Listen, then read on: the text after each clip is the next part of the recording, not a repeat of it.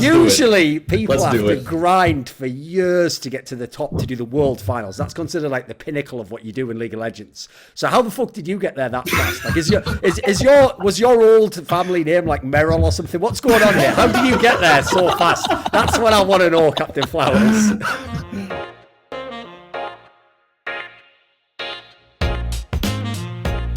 Right, this is episode 6 of Listen Loco, my show with Locodoco. So self-explanatory title and doesn't require that much. Here's the thing, Loco. I actually want to know one thing before we start this episode, because I think an underrated element of your personality where you've actually failed is because you are so Western in some ways compared to a lot of Koreans. You don't always do that great a job of explaining like certain weird cultural aspects there. So I've got one for you, right? Which is a lot of people conflate like Korea, K-pop, anime, etc. And I always just think like, wait a minute. Most anime is from Japan. Like, what does that have to do in any way with Korea? So why is Korea super deep into like anime and all that shit as well? Because I know all the games, always the graphics, people love the graphics designed to be anime stuff. Why are people into that in Korea? I mean, we also do have like a huge otaku culture where like if you are like a mega nerd, like Korea is like a good place to be. And also it just gets jumbled up. So like the people from the West that like K-pop usually like anime too. So like you associate like you associate people that are fan of K-pop to also be a fan of anime. But Korea isn't like that huge on anime. Like we do, like there is a specific group of people that watch anime and that enjoy anime, but I wouldn't say we're like a very big like anime country. There's a lot of overlap in those fan bases though, for real. I feel like when you meet people who are super into video games and people who are super into like anime or K-pop and stuff, usually they like the other things in that list that I just read off as well. Yes, exactly. That, which is a testament to just how mainstream esports has gotten, because we're now so casual that the sort of 16-year-old kid who's also like, I love anime, and it's like third anime, he also knows esports. So that's success, boys. It's not about getting all the We're making it, baby. We're just getting all the fans. So anyway, our guest for this episode is Captain Flowers, and he is Riot caster, but don't hold that against him. Ha ha ha. Oh, usual joke. But no, here's my question for you, okay? Because I'll tell you, I'll give everyone a little secret, okay, Loco? Because one thing I like to do on my shows is I like to sort of humorously like pull back the curtain like in The Wizard of Oz and show people a little bit about how the show works. And then the reason it's great is because as soon as you pull the curtain back, people forget everything you just said. So right, Loco does actually try, like he's actually quite diligent. I can see what he used to do as a coach. He tries to do sort of his preparation for the show, right? He comes up with like a basic concept of like some topics we could talk about. Like he tries to think of like some topics that might work for the guest. But as a result, the key flaw in that, just as it doesn't matter, by the way, if you make like the most insane security system ever with like, you know, 1,000 million gigabits of encryption and stuff, the flaw will always be called the human element, right? If as long as a person involved in it, you can always get in through that person. So the flaw Loco hasn't been able to foresee is I'm the person who gets to translate these topics into the show. So Loco wanted to start the show, I can see from these notes here, by sort of like congratulating you on working the world's finals, you know, like ask maybe how you got there. But my question that I'm actually interested in is this. All right. Usually people have to grind for years to get to the top to do the world finals. That's considered like the pinnacle of what you do in League of Legends. So how the fuck did you get there that fast? Like was your old family name like Merrill or something? What's going on here? How did you get there so fast? That's what I want to know, Captain Flowers. Well, if I'm royalty, somebody forgot to inform me of that because I came from a cornfield in Ohio, man. Fair enough. So we must have had our royal lands taken away by some sort of decree in years past or something. But yeah, like a moss. No. Yeah. Oh keep my going, God, keep going. Reel it back in. Keep going. That's what I do. Keep going. All right. So no, I started I literally had never commentated a game before in my life before halfway through 2015. I just randomly started commentating my friend's solo queue games, and from there I just kept grinding and doing shit as often as I could. Like literally anything I could find to cast it, I was casting it. Like I was a grind lord, I guess. Like I was doing bootleg versions of Chinese Demacia Cup. I was doing the LMS playoffs. I was doing open qualifiers for Challenger Series in Western regions. I was doing players going to Korea, doing boot camps for Worlds, all the time hoping none of these people would sue me because I was technically just bootlegging all their content. Never got sued, by the way. One time, the Garena Twitch channel even came in and said, "Thank you for making English broadcast of our show." I was like, hell yeah, Garena, you know what's up. That's what I'm talking about. So from there, I joined Riot, and I still just kept grinding and doing everything I could. And anytime somebody was like, hey, you're doing this good, here's what we want you to work on, like I immediately took that to heart and just tried to facilitate those things, like make sure that I'm looking at what the people around me specifically say that they want improved or what they want changed. Because I think that's really important, because at the end of the day, you can have a bunch of people on Reddit like raising pitchforks and talking shit and doing whatever, but the people that make the decisions, the people that decide who gets to cast bigger events and who gets to do certain things, they're more knowledgeable about what actual casting technique and what makes a good caster than some random guy on Reddit than BobJim69 is. So those are the people that their feedback, I specifically listen to that like super hard, really take that to heart, and always try to make sure that I've got that in my mind every single time I go in and do something.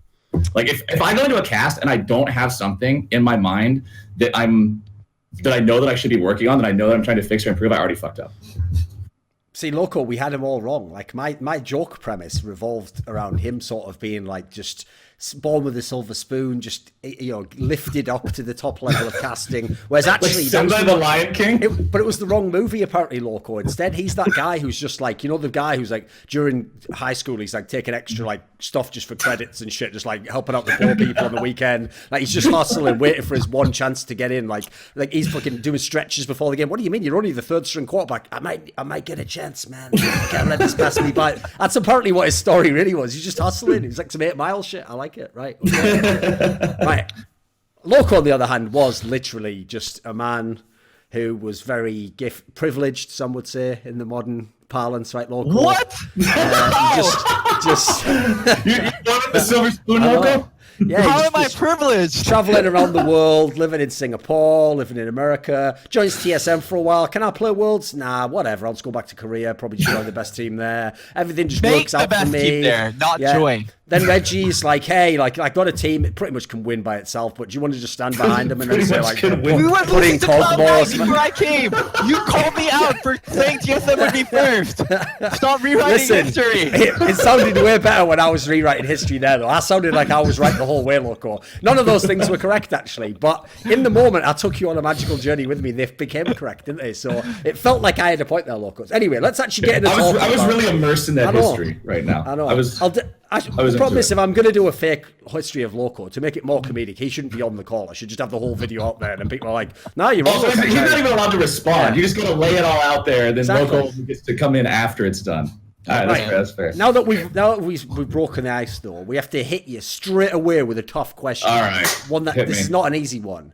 All right, what do you got? TSM, the mighty TSM. Oh, yes. You have to be very careful. The Empire. Exactly. The evil Empire. Yeah. So TSM, much like, in the Star Wars universe where the Empire came back as like the First Order or whatever, TSM's a bit weakened now, they're trying to make a bunch of new characters work. Yeah. It seems as though at the moment they're going to stay with Sven, but it looks like Mithy is the guy out of the door at this point in time because they've signed Smoothie. So everything adds up. It makes a lot of sense. What do you think to this move, though? This one, I'm actually pretty surprised by, because I always looked at, as a lot of people did, Sven and Mithy as a package deal because they played together for so long. When they announced that Smoothie's coming in and Sven is still staying, that was a pretty big surprise for me, but I'm not sad about it. I think that Mithy had a very underwhelming season after him and Sven came over to NA. I think that he was never really super standout, except maybe towards the end there when TSM were looking like they were trying to show some signs of life towards the very end of Summer Split. Mithy had a couple games where he really popped off. But overall, I think that it makes sense for TSM to try something different. My biggest surprise is the fact that Sven stayed without him. I thought that if Mithy left, Sven would go with him. I thought my personal bet was that they would both go back to EU for franchising this year. Sure. Yeah, I mean, TSM fought tooth and nail to keep Sven. I think they were looking at other AD options in the case that Sven did leave. So, I mean, you weren't wrong, Flowers, to think that Sven might leave. It was an accomplishment on TSM's side that they got Sven to stay without Mithy. Yeah, that's what I was so surprised by. That's why one of the angles I wonder about on this move is like, kind of whose shot it was in terms of calling this? Like, does this mean that they asked Sven, like, oh, by the way, you know, we're going to remove Mithy. Like, are you going to stay? Are you going to leave? And this is like him sort of like voting no confidence in Mithy. Like, okay, yeah, I'll go with a new player. You know, I'm fine staying. Or is it literally like a scenario where it's like Mithy just told Sven, like, oh, actually, I'm just going to leave, you know, and then it's less like that Sven chose to do it. You know, it's more he was just staying anyway, you know, like it's a tough one because obviously they have played together for so long. And like you say, I even thought that was probably if I'd have had to bet, like, gun to my head, I would have said they go back to EU and they join whoever, G2s, whoever it might be, you know, and join one of these big squads and just stay as a duo and try and prove that they're good back in Europe. So I think the big move here for me is like the angle that Sven decided to stay by himself. What do you think of that, Loco? Do you think that's going to work? Yeah, I mean, it kind of ties into Smoothie. I love Smoothie. I heard about the Smoothie thing a little bit earlier than other people, and I was so excited for Smoothie. Smoothie's a player I used to coach. I love him. I meet with him personally whenever we have time. He's someone that's super motivated, that's very vocal, that's always trying to improve. Smoothie's life is literally league, gym, and sleep. It's league, gym, sleep, league, gym, sleep. He's going to be a great fit on TSM, and I think Zbens and Mithy suffered a lot last year in terms of being a proactive bot lane that can play well with ganks, that can play for priority. They were a very good resource-free bot lane, but that wasn't what TSM needed from them. And I think Smoothie's going to change a lot of that. So I'm very, very excited for Sven to start working with Smoothie. Yeah, even this past year when Sven, like, TSM, this was their worst year ever, period. I know TSM fans, if you're going to get mad at me, go ahead and get mad at me. It's whatever. Like, this has been TSM's worst year. And a lot of it, just everything looked like it was on fire at multiple times. Like, they had rough games. But even in the middle of all those fires, like, there were some games where I was like, holy shit, Sven is really trying to pop off here and keep this going. Like, he had some really impressive games, in my opinion. And when you pair him with a guy like Smoothie, who's able to really make some pretty clutch plays on support, I really am excited to see what this bottom lane is able to do, and if they can really unlock and get TSM back to that spot where it's like you said, Thorin, where the Empire strikes back and TSM actually comes out swinging again. Because I know for a lot of TSM fans, like, they want to see them get back in there, right? You don't want to see your dynasty team, your like there since the beginning squad just sort of get eliminated in quarterfinals and not even make the run to Worlds. It was a very un-TSM kind of year. And these guys, they've got to be hungry to get it back. Why, Loco, why do you think Smoothie was removed from Cloud9? Well, I think Smoothie clashed a little bit with how Cloud9 wanted their shot calling to be. Smoothie is someone that's very vocal. One complaint that Smoothie might get is he's maybe too vocal and he speaks way too much and he repeats the same thing. And Zeyzal is a very calm and a very like laid back voice, but it doesn't mean like he can't be pulled back or anything. I think it's a flaw that he might have that's very easily workable, and on a very systematic team like TSM, it'll be completely fine. So I think that's why he was removed, that Zeyzal was a better fit for the team and they liked his shot calling style better. But I don't think it's like a diss or a knack on Smoothie. Like, Smoothie is very highly rated by anyone you ask in an ALCS. Sure. Thing is, TSM hasn't had the best luck with support players. Like, think of some of the support players they've had who didn't work out. Like Yellow Star, Mithy. These are literally some of the best support players that have ever played League of Legends. But bizarrely, when they signed to TSM, you're like, what a great signing. But then when they've been on TSM, it just hasn't worked out for some reason. So this one obviously is kind of an interesting one because they're breaking up a duo to make this pairing now. So Mithy and Yellow Star, I think, are somewhat of a system support. They bring their own system with them. Nice. If you have Yellow Star, then you are going to play like a Yellow Star team. If you have Mithy, then you are going to play like a Mithy team. But TSM has great success with more of the like peace support, I would say. Like Lustboy pieced into what I wanted him to do. Biofrost pieced into what Doublelift wanted him to do. And I think Smoothie will piece into what Ziben and rest of the team and Tony will want him to do. So I think Smoothie will actually follow the path of Lustboy, Biofrost, not Yellow Star Mithy. Okay. Right. One that other big move, obviously, in TSM was this pickup where they did pick up this guy, Broken Blade, who we referred to on some past episodes. And obviously, he's someone who most people aren't going to know who watch this show, who watch the LCS. Like, he's not a player who has been on people's radars. This seems like a bit of a gamble when you consider that obviously Hauntzer was like an all-pro at some points in his career a few years back. A lot of people probably wouldn't think he'd use like an import slot maybe for a player like this. What do you think of this move, Flowers? Good move? So this one, I'm not gonna lie, I was not familiar with this guy at all before going into it. As soon as TSM announced him, I actually then spent a bunch of time looking stuff up about him and trying to figure out a bit of who he even is. Because as a player from an emerging region, I'm naturally not going to know as much about him, especially if he didn't attend MSI, he didn't attend Worlds. Like, he's not one of the teams that we're actually studying going into those kinds of competitions.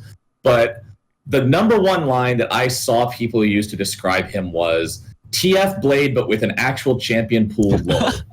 So if this guy has the mechanical talents of a player like that, which I did watch some of his highlight reels, and he does have some pretty impressive outplays, like, I think this could be really interesting. But at the same time, I've also just got to be a little bit worried about it, because as a player from an emerging region, like, I always take these cautions, because when we were going into Worlds this year, the first match of play-ins was Kaboom versus Cloud9.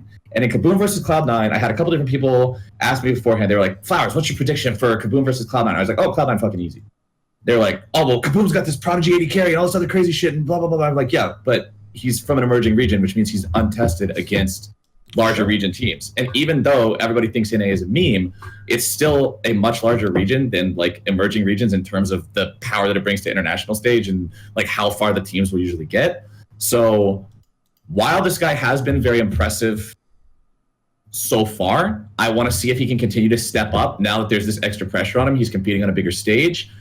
If he can manage to go in like this, like to make your debut in a big region on the biggest team brand in that region, well, arguably one of them now, considering that TSM had it before last year, the single biggest one, now one of the biggest ones. Mm-hmm. That is the ultimate test. If this guy can make sure that he steps up and doesn't let the pressure choke him, I think he could do really good. Loco, what do you think now that it's actually happened? It's not just a rumor anymore. So I also knew about this move a little bit before than other people, and I was speculating on stream, and I was just talking about it, and then I was like, I was inviting viewers to come talk to me about Broken Blade that would know better about Broken Blade, and then this guy named Zico, who also plays in the league that Broken Blade plays in, came in and talked to me about him, and he was talking to me about how dedicated he is, like how insane this guy is, how he's like smashing other top tier European top laners in the in-houses and stuff. So there were a lot of impressive things said about him, and I checked out his highlights. Like, I mean, you can't really honestly tell how good a player is just from watching montage and highlights, but some of the plays that he was making and how predictive he was and like how far out he could think was very, very impressive. I think this was a great pickup overall. Like, instead of them going for a foreign top laner from Korea who would have language barriers, like, this guy is young, he speaks perfect English, he seems really promising.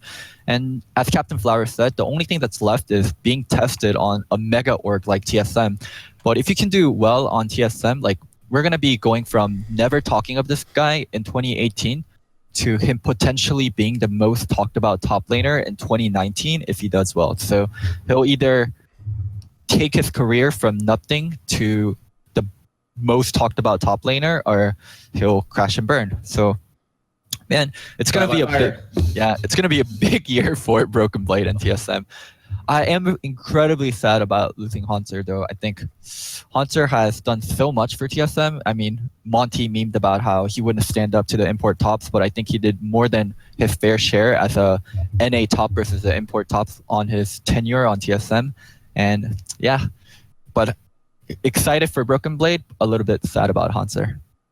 Yeah, the interesting thing is, for people who don't know, like, one of the reasons why I think you will see more moves like this in terms now, especially now that like EU has franchising, is because over in the Turkish league, like, it's very easy if you haven't followed any of the wildcard regions for years to think that they're all where they were like 4 years ago, where it was like, right, you just mash together a bunch of teams who probably are all terrible, and then, you know, whatever, we get 2 of them or something coming to Worlds, or we get 4, or however many it goes into. And then they lose in the first round, and that's that. Yeah, of course. But the difference is, like, like obviously I think people know to some degree that, like, for example, Brazil developed a lot because you had actually a lot of like Westerners go over and become coaches there, and you had even a few Koreans. People remember famously Crown was there, for example, Emperor. Well, what for people who don't know, the Turkish league is like that in Europe. Well, it's not really in Europe technically, but, you know, in that sort of space, because they've had a lot of Koreans that play in that league now, like people you'd know as well, like Ganked by Mom, Snowflower, who else? Move, Frozen, but people you'd know from LCS or LCK, like not total bad players. And my point here is, like, first of all, it means people you don't know are actually playing against people who were legit pros at one point in time, whatever level they're at now. And also you even have a smattering of some like European players who are there as well. So as far as I know, I think Turkey actually has some like half decent like financial backing, etc. So they're a region where, of the wildcard regions, I think they're one of the ones that like definitely stands further forwards. And obviously the best example to give is people like Caps and Whipple were actually playing in this Turkish league before they became Fnatic players. So the key to me is, first of all, it means the level could be way higher than you know because they're playing real people. But then more importantly, if you have like European players in these regions, word's going to get back to people if there actually is like some prodigy type dude, like, oh no, this guy's like really insane. Like, you know, he's as good as when I used to play with LCS players or whatever. That's going to be a way that you can get some of these players out of the region without the whole team having to, like, you know, go to the group stage of Worlds or something that might be too unrealistic for the entire region to expect. So that's not really that relevant to this one move, but I do think you'll see more like sort of, let's say, like, out of the meta recruitment in that sense. You know, it won't just be a very famous EU LCS player. You'll see some teams gamble on some of these players, especially if their hype is, you know, it's like a prodigy or some guy who's going to tear the whole league up. Like, there'll be people who'll try, I think. I mean, the emerging regions have been getting a lot better. Like, I joked about how, along with your line, you know, it used to be, yeah, they threw together a couple of hodgepodge teams. They never really had a chance of getting anywhere. But in the past couple of years, we've seen Supermassive from the TCL has done really well representing the Turkish region. They have really stepped up. We saw probably now the most famous of emerging region teams in terms of the Vietnamese superstar, everybody loves them, Gigabyte Marine squad that just took everybody by storm on the international stage and played crazy shit with Nocturne ganking bottom lane when they're level 3 and he's level 6. And that stuff became so fun to watch. And I think that sort of opened people's eyes a little bit to, hey, there are good players and there are good teams in these regions. We're not saying that they can play to the same level that the large regions can. Of course not. That would be unrealistic right now, or everybody would all be at the same huge region and we'd all have 2 seeds at Worlds or whatever. But they're getting there. They're making the steps, right? And that's what is exciting, is as that happens, as these players get better, there will be more interwoven with those big leagues. There is going to be more talent sharing. There will be more potential trades back and forth in terms of who's going where and what's happening. Like, even recently, this past year in the NALCS, we had, I think NA had its first import from Oceania in Lost playing with Echo Fox. Yeah, he was the first one from OS to NA.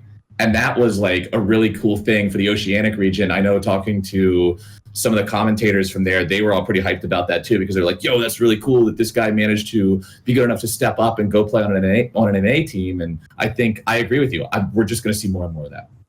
Right, here's the question though, because if you notice, since Sven is staying and since they've picked up Broken Blade, that means there are no more import slots on TSM, and nobody at the moment knows who the jungler on TSM is. But this means he must be a jungler from the NA region, either NA like as a nationality or NA declared and, you know, got the residency. So that's not a very long list of players actually once you get down to that. Like, that narrows who the guess could be. So do you have a guess you would go for, Captain Flowers? Because we don't know yet. Are they just going to stick with Greg? Are they going to go and try and get another big name? I mean, I have to say, one that I thought was interesting was, because Loco in the past episodes had mentioned this kind of player isn't who they thought they'd recruit. But if you see how many of the big names Echo Fox has shed, I think you have to consider someone like Dardock's a possibility at this point. He's an NA-based player, right? Now, see, the thing for me is, with Dardock, is it's kind of what Loco was talking about with supports. I think the same thing can kind of be applied to junglers, where he was talking about if you have the Yellow Star support, you're going to be playing Yellow Star League of Legends. If you have the Mitty support, you're going to be playing Mitty League of Legends. I don't think Dardock's kind of League of Legends works with TSM at all. Like, you get the TSM, like, the Reddit meme comment is, TSM knows how to take promising young jugglers and turn them into wards. Yes. The actual comment is, TSM reins in aggro junglers and has them play like more conservatively, more supportive styles, usually specifically around Bjergsen. It's not something that I see meshing well with Dardock like at all. So while I think of the remaining NA junglers that are still available that like you could still see slotted into a roster, Dardoch would objectively be the best one. Subjectively, I don't think he's a fit with TSM at all, and I don't have a lot of confidence that would work out. Loco, you've got a lot to deal with there, son. What do you say? Oh, I agree with Cyrus. Like Josh brings his own style of League of Legends to any kind of team he joins.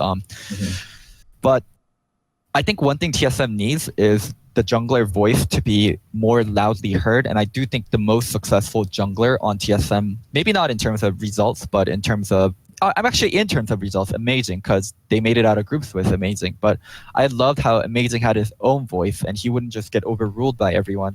And I do think TSM could use a little bit more of the jungler being vocal, jungler speaking up more. And with now Mitty out of the picture, whatever jungler joins, be it just Grig just staying on the team, be it Dardoch coming in, can have a bigger voice. So I am more for TSM breaking the tradition of having the solo laners or maybe the coach be the biggest voice and the jungler actually speaking up more. And I think in terms of that, Josh would be a great fit. The thing you have to worry about bringing Josh on is Dardoch and Tony worked together on CLG. And I'm not sure if there was conflict between Dardoch and Tony, but they actually ended up benching Dardoch and using Oh My God. And there has to have been, Tony had a voice on CLG, so he must have agreed with that or at least participated in that discussion, we can speculate. So there's conflict there. Maybe they made up. And also Josh has been getting better about being a better teammate, but it is still a big question mark on Josh. So if things can work out, I think Dardoch would be a great fit. Do you have a guess as to who they actually will sign? I think it'll be Grig or Acadian. It'll be Grig or Acadian. So they'll go with a more low-key name in that sense. Yeah. More low-key, more available, maybe even less risky in that sense. I think I'd agree with that. You mean in terms of personality aspects, yeah. Mm-hmm. Well, it's funny because risky as a player. The personality conversation has actually been coming up a lot in this offseason. I feel like I've seen people commenting on Reddit, on Twitter, and everything else. As it seems like players that have been branded as either toxic or difficult to communicate with, or they just have issues with teamwork, are kind of getting pushed to the side, and that's being seen as more and more of a red flag than it was in the past. I mean, it was always an issue, right? You don't want a guy who's going to talk shit or just not communicate with anybody. But previously it was like, oh, well, if his mechanics are good enough, who cares if he's talking shit and can't communicate? Like, whatever. But now it's one of those things where you're seeing players be like, oh, well, apparently I have this bad reputation, and that's actually causing issues for me. Like, probably one of the best examples I can think of is Gilius, who used to play in Challenger Series here in NA, and then he went over to EU. He was with Vitality, and then they got rid of him, and now he was looking for a team during this offseason. And Gilius talks a lot of smack on Twitter. It's kind of like his brand. And that's apparently come back to bite him in the butt a little bit now, because he posted the other day that he's apparently not going to be on a team this split either over in EU. So it seems like players who are known for having attitude issues are going to be having a harder and harder time moving forward. And that's kind of something that's like this thing that's followed Dardoch around. And even like Loco says, he's getting better at it. And I can see that myself. But the question is better good enough? Mm-hmm. At what point does better become good? Yeah. And will it be worth? I mean, in the past, right, it doesn't matter if you were toxic, like teams needed to stay in the LCS, and so they wanted the best mechanical player possible. But now what's happening is there's more options. There's more and more good enough players where you don't need to get a toxic or a trouble player. And also, now that all the teams have been in the org or league for a while, they understand how detrimental it can be when a player is toxic or hard to work with. So they're like, we don't want to deal with that. Yeah. Plus, since you can't get relegated, it's like, oh, we don't need this guy to make sure that we don't get 9th or 10th. Mm-hmm. If we have a bad year and we just have a build-up year where we take a guy and just try to make him better, even though he's not a mechanical god right now, it's way better than sabotaging everybody else on the team's mental for 9 months because they have to deal with some dude who can't stop raging. Yeah, I'm not saying that's who Dardoch is anymore. Definitely agree with you on that. Josh has changed a lot. Like, I don't think me or Flower are here to say Josh shouldn't be on a team. I think Josh is definitely mechanically he's incredibly good enough. Talented. He's incredibly talented as a player. And improved enough where he should be on an LCS team. We're just not sure if that should be TSM with what TSM is looking to do this year. Yeah. Yep, I agree. Okay. I think it would be very, very sad to not see him on any team. I just don't think TSM is the right match. Going from TSM to long-time rivals from the old days, CLG. Loco, you said that you thought that CLG was going to stick with the solo laners, right? No. Okay. So where I was wrong was I knew CLG was changing at least one of their solos, but I had a really, really good source, a super convincing source that told me Power of Evil was going to a different team. So when Jacob Wolf reported Power of Evil to CLG, I actually called him out and I said he was wrong. And I mean, yeah. By the way, you Loco, hate to see it. Loco, I'm just going to go ahead and tell you right now. Since you brought up on that other episode about like, oh, you should be respectful if you're a journalist. Like, don't ever do that. By the way, like because the key mistake you've made there is this: is even if your source is amazing, you don't know his source. Yeah. So you can't call him out because you don't know that his information is wrong. Like, there's been many deals. I'm sure you've been involved in them where a player like literally wanted to go to any of two teams, and like depending on what happened on one day, he could have been on the other one. So that story, like, I'm not saying it to wreck it. I'm just saying as a general point, like, no. It's just bad form to do that. Yeah, I apologized to Jacob Wolf publicly, and I also did call him, and we talked out the situation. Okay. There's no bad blood, and I mean, I came at Jacob Wolf, and I got smacked down. I mean, props to Jacob Wolf. He hasn't been wrong since like 2015. Like, there was like a Piglet leaving TL story that we reported, but other than that, like, Jacob Wolf, like, he's been.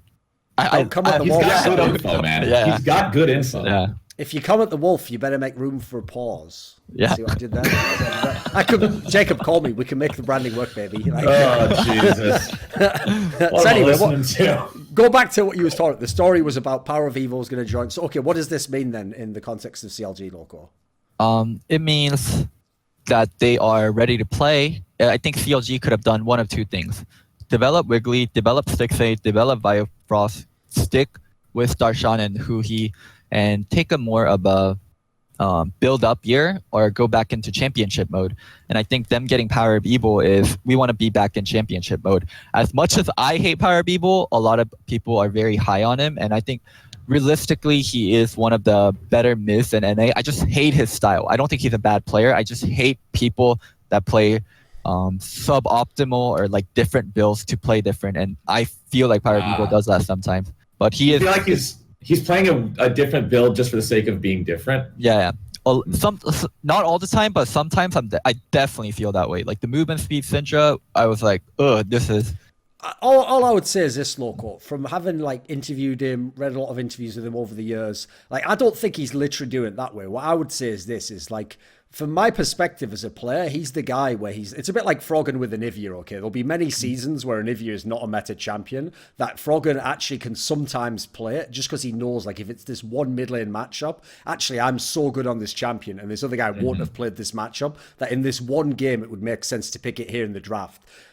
Okay, Power of Evil maybe takes that and goes a lot further with it because he will just like play certain champions that no one else is playing. But I think he's trying to use that logic of like, he does like, because he thinks he's so much better at these specific small pool of champions, he'd rather try and alter the build to accommodate what he thinks is going on in the game and what he thinks is going on in the lane and this player. And listen, by the way, you're totally within your own right to say that you think that's shit or you don't think it's a good approach. But I don't think he's doing it like to literally be a hipster. I mean, I would be very surprised if he like consciously had any thought of doing that. I think he just has a different philosophy on how to play the game League of Legends. But anyway, that's by the by, as you say in English. Here's the question though, Loco, is like almost none of the CLG moves are confirmed except that who he left, obviously. In theory, nothing else is public, right? So what is actually known to you behind the scenes on this move?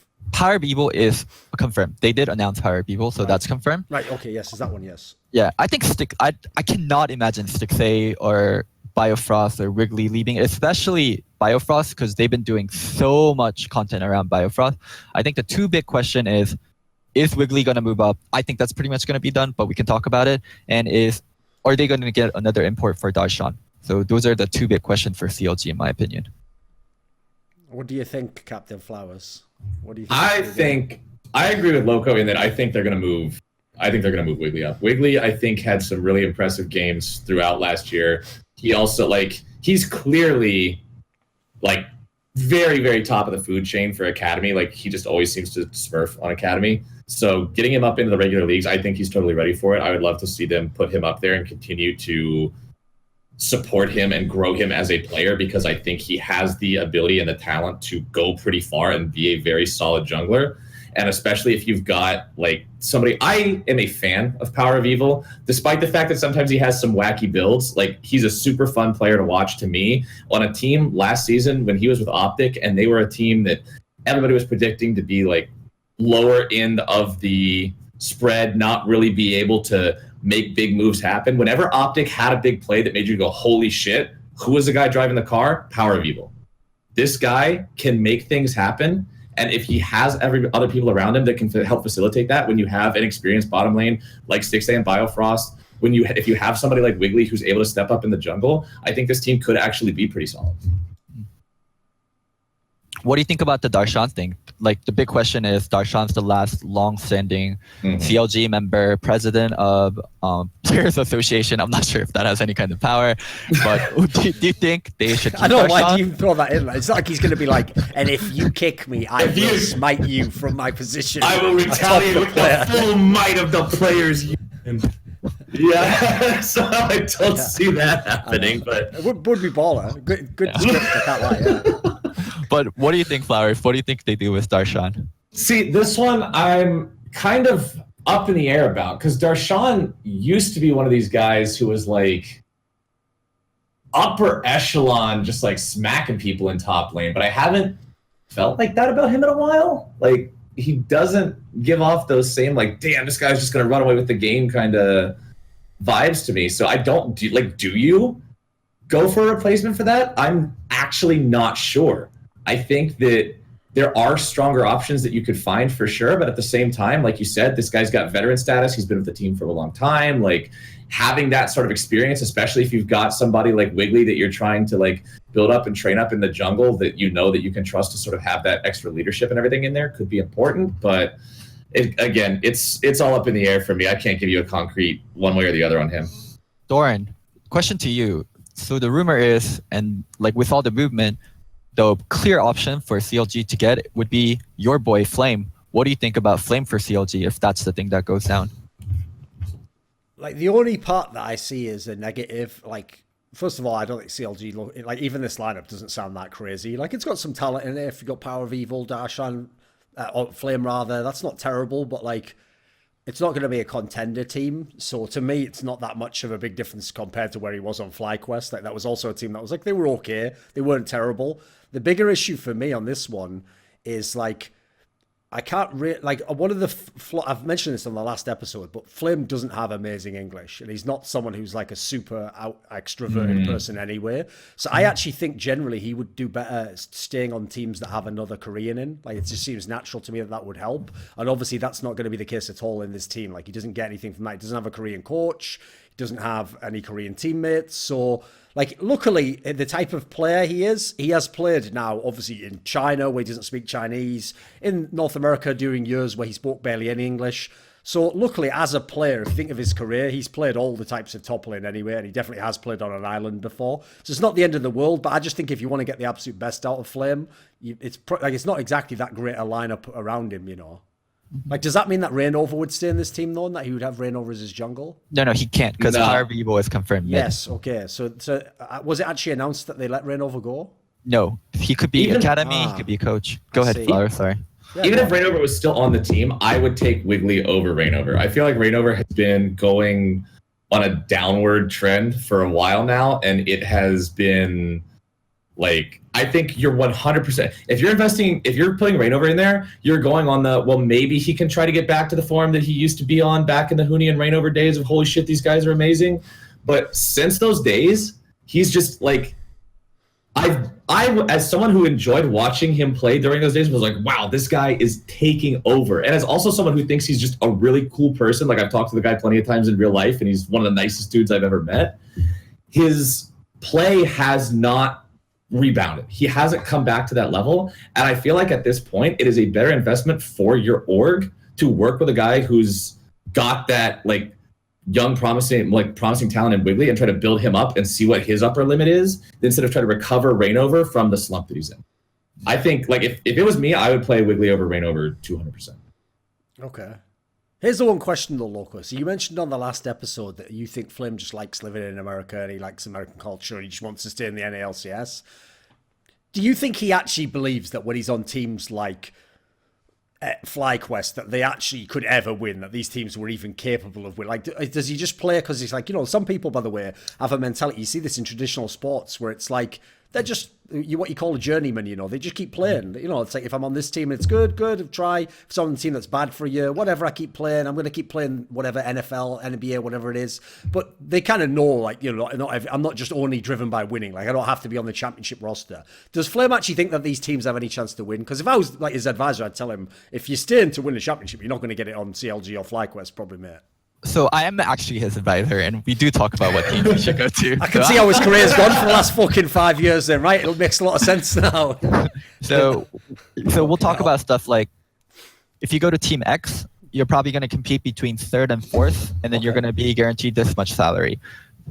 Third is really different from fourth, so you really need to make sure like you're prepared for taking a cut of salary and not even making Worlds. So like if you go to this team, really think about that. So if you go to this team, you'll probably be 6th or 5th, but you'll get a guaranteed salary. Make sure you sign a 2-year contract. And another thing that I really try to heavily advise him on is stay in NA and get your green card and extend your career. So, and also one thing that you do is once you pick a team, you buy into the dream. Like, we might get 6th or 5th, but if you do really well, we could get 3rd and we could go to Worlds. Like, so you take a more realistic approach when you're picking teams. Yeah. But once you're on that team, like you buy into the Kool-Aid. You're like, we're gonna go to Worlds. Like, we're gonna do well. The Kool-Aid. Yeah. That's what you do. Once you're on the team. Metaphors there, Captain Flowers. Like, you Yeah, buy the system, you drink the Kool-Aid. Yeah, we got a bowl of Kool-Aid here. You got to pay $1 every time you take a sip of it. You've been sleeping on Team Solo Mid Cloud, whatever. Right, okay, let's skip over then. So we've done CLG. There's not much more to do there because we still don't know the rest of the moves. But a team that is starting to become solidified now is obviously 100 Thieves, which is a team that waited a while. No one knew where they were going with this. And all of a sudden, remember, it wasn't even the bang announcement immediately. They initially announced Huhi, which is that they've reunited Huhi and Afro. So Captain Flowers, initial response to Huhi replacing Ryu in the 100 Thieves line. What do you think of this move? Huhi replacing Ryu, I like the move. I think Ryu was way too like hit or miss for me. Like Ryu would have some games where it just seemed like he was a complete non-factor, and he would have other games where he sort of popped off, but he wasn't like pulling a Bjergsen or a Jensen and just like hard carrying the game or anything. Ryu to me seemed like he was a mid laner who could toe the line and do all right, but all right was kind of what you were going to get from him. Huhi's a guy who can really help facilitate the rest of the team. Like specifically, I remember we were looking at the stats last year during like just some regular season stuff, and Huhi had some insane numbers for just like roaming around, setting his team up, sacrificing like his own farm and his own econ to make sure everybody else was being able to facilitate themselves being in the right spot come the mid game. And especially now that he's back with Afromu, like these guys are super good friends. They played together before. They've already got that inbuilt synergy. We know Afromu is a kind of like a playmaker, a shot caller, especially when you have a guy like Huhi who's willing to put himself second and put the team first all the time. That can mean a lot of big moves and working together and just sort of having that synergy, which is what I want to see from 100 Thieves. Because this team had probably the most roller coaster ass story of any team in NALCS this past year. They started off, they enter into the competition, brand new org, new with franchising. We got all this cool backing. Check this shit out. We got jerseys, and they're going great. They're going all the way. They end up going to Miami. They end up getting themselves second place. Granted, it wasn't a fantastic final series from them, but the rest of the season was pretty darn impressive. And then they have sort of an okay-ish summer split. They have the weird thing where fans give them a lot of shit because they replace Meteos with Onda, and then all the recent stuff around Worlds happens where they do a very poor job communicating around what they're doing and what they're talking about. And I was on Travis's show, and I actually talked to Nadeshot about that, and he said that he recognized that they messed up on the communication and they should have been more, just a little bit more forthcoming with giving people anything, because they didn't give anyone anything in terms of explanations on, hey, here's what's happening, here's why Cody's not playing, here's why Ricard's in, blah, blah, blah, blah, blah, blah, blah.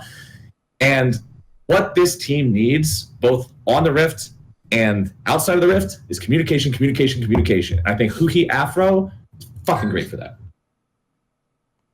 Loco, even though we obviously didn't discuss this move because we thought who he probably stays with CLG, I did actually call out that angle, if you remember on that episode, where I said that, like, for me, Huhi was at his best when he was with Afro, and I made like the Looper Matter comparison between Huhi and Afro. Like, he's got the old Puppet Master back to he's piloting all the strings. Yeah. Exactly. Yeah, exactly. He's the mech. Huhi's the mid lane mech, and what happens is, like, you know, I guess in this scenario we'll just make Afro move Diva or something. He just that's the right one, isn't it? The one that pops in the old mech. Yeah. Okay, I know that what all the kids are down with nowadays is we had like some new shit.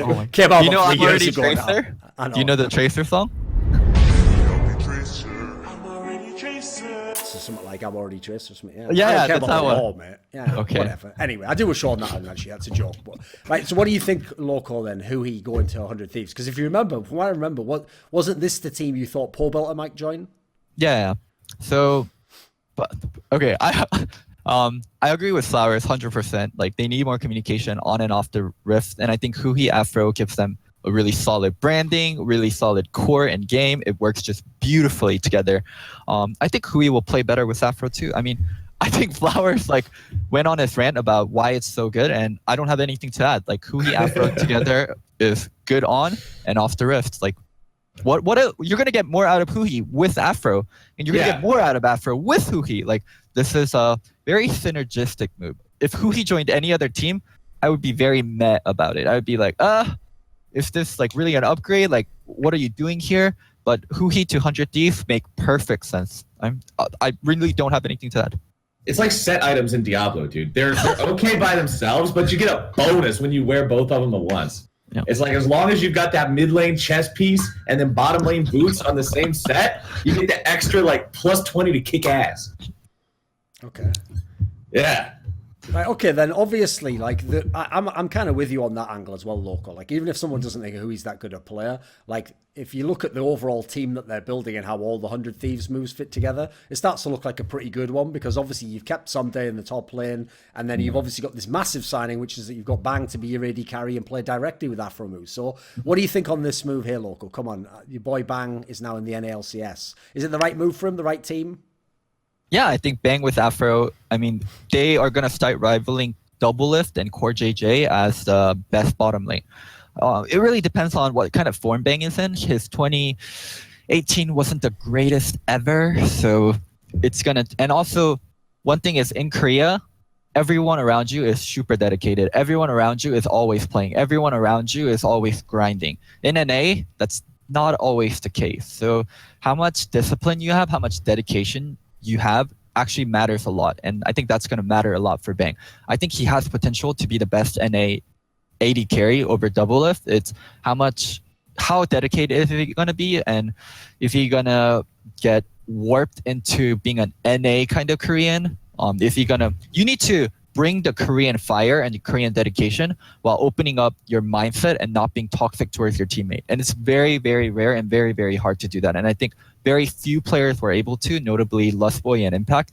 And if Bang can do that, then he would be great on 100 Deep. Like, I think the roster is set for Bang to do well.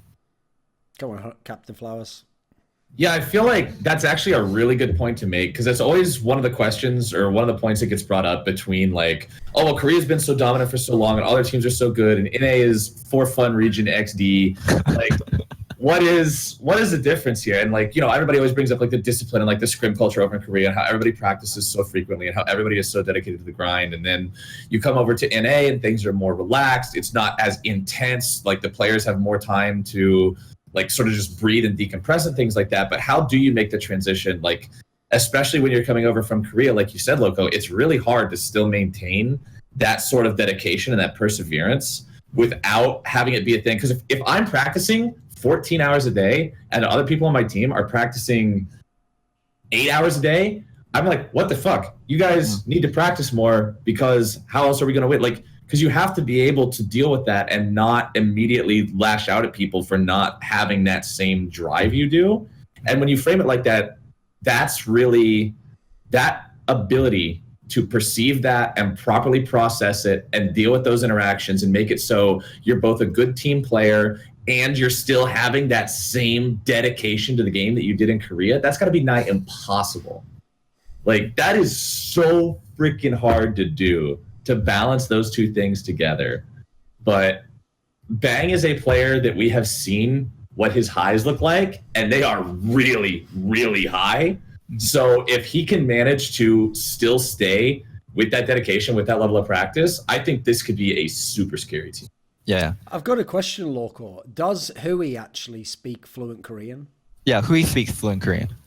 So yeah, so then there are actually 3 people on this team who can speak Korean. That's actually interesting in that sense. Maybe he can help with some of the translating some of the ideas there, because obviously the key detail here is that this isn't a team with a Korean coach. Like, they have Prolly obviously still remains as their coach. So as a result, that's the one aspect of the move I don't think is flawless. You know, if you'd have also had like a Kane or a Song or someone like that be with them, like, this would be the dream scenario to have it with 3 people on your team you can literally just talk to in Korean and then talk to the others in English. So go on then. I actually want to stop you there. They have a bunch of Koreans on the team now, actually. So they have Ryu, who is moving to assistant coach. That's a Korean. They have Someday, that's a Korean. They have Huhee, that's a Korean.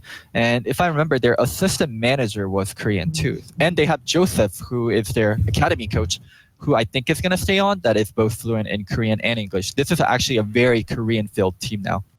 I think you missed the point on that one. It wasn't to do with the players in the lineup. I said that there's 3 people who can speak Korean. I meant more like if my head coach was Korean, this would be the right ideal team to put together, because you get to have 3 Koreans instead of 2, because everyone else has the import slot.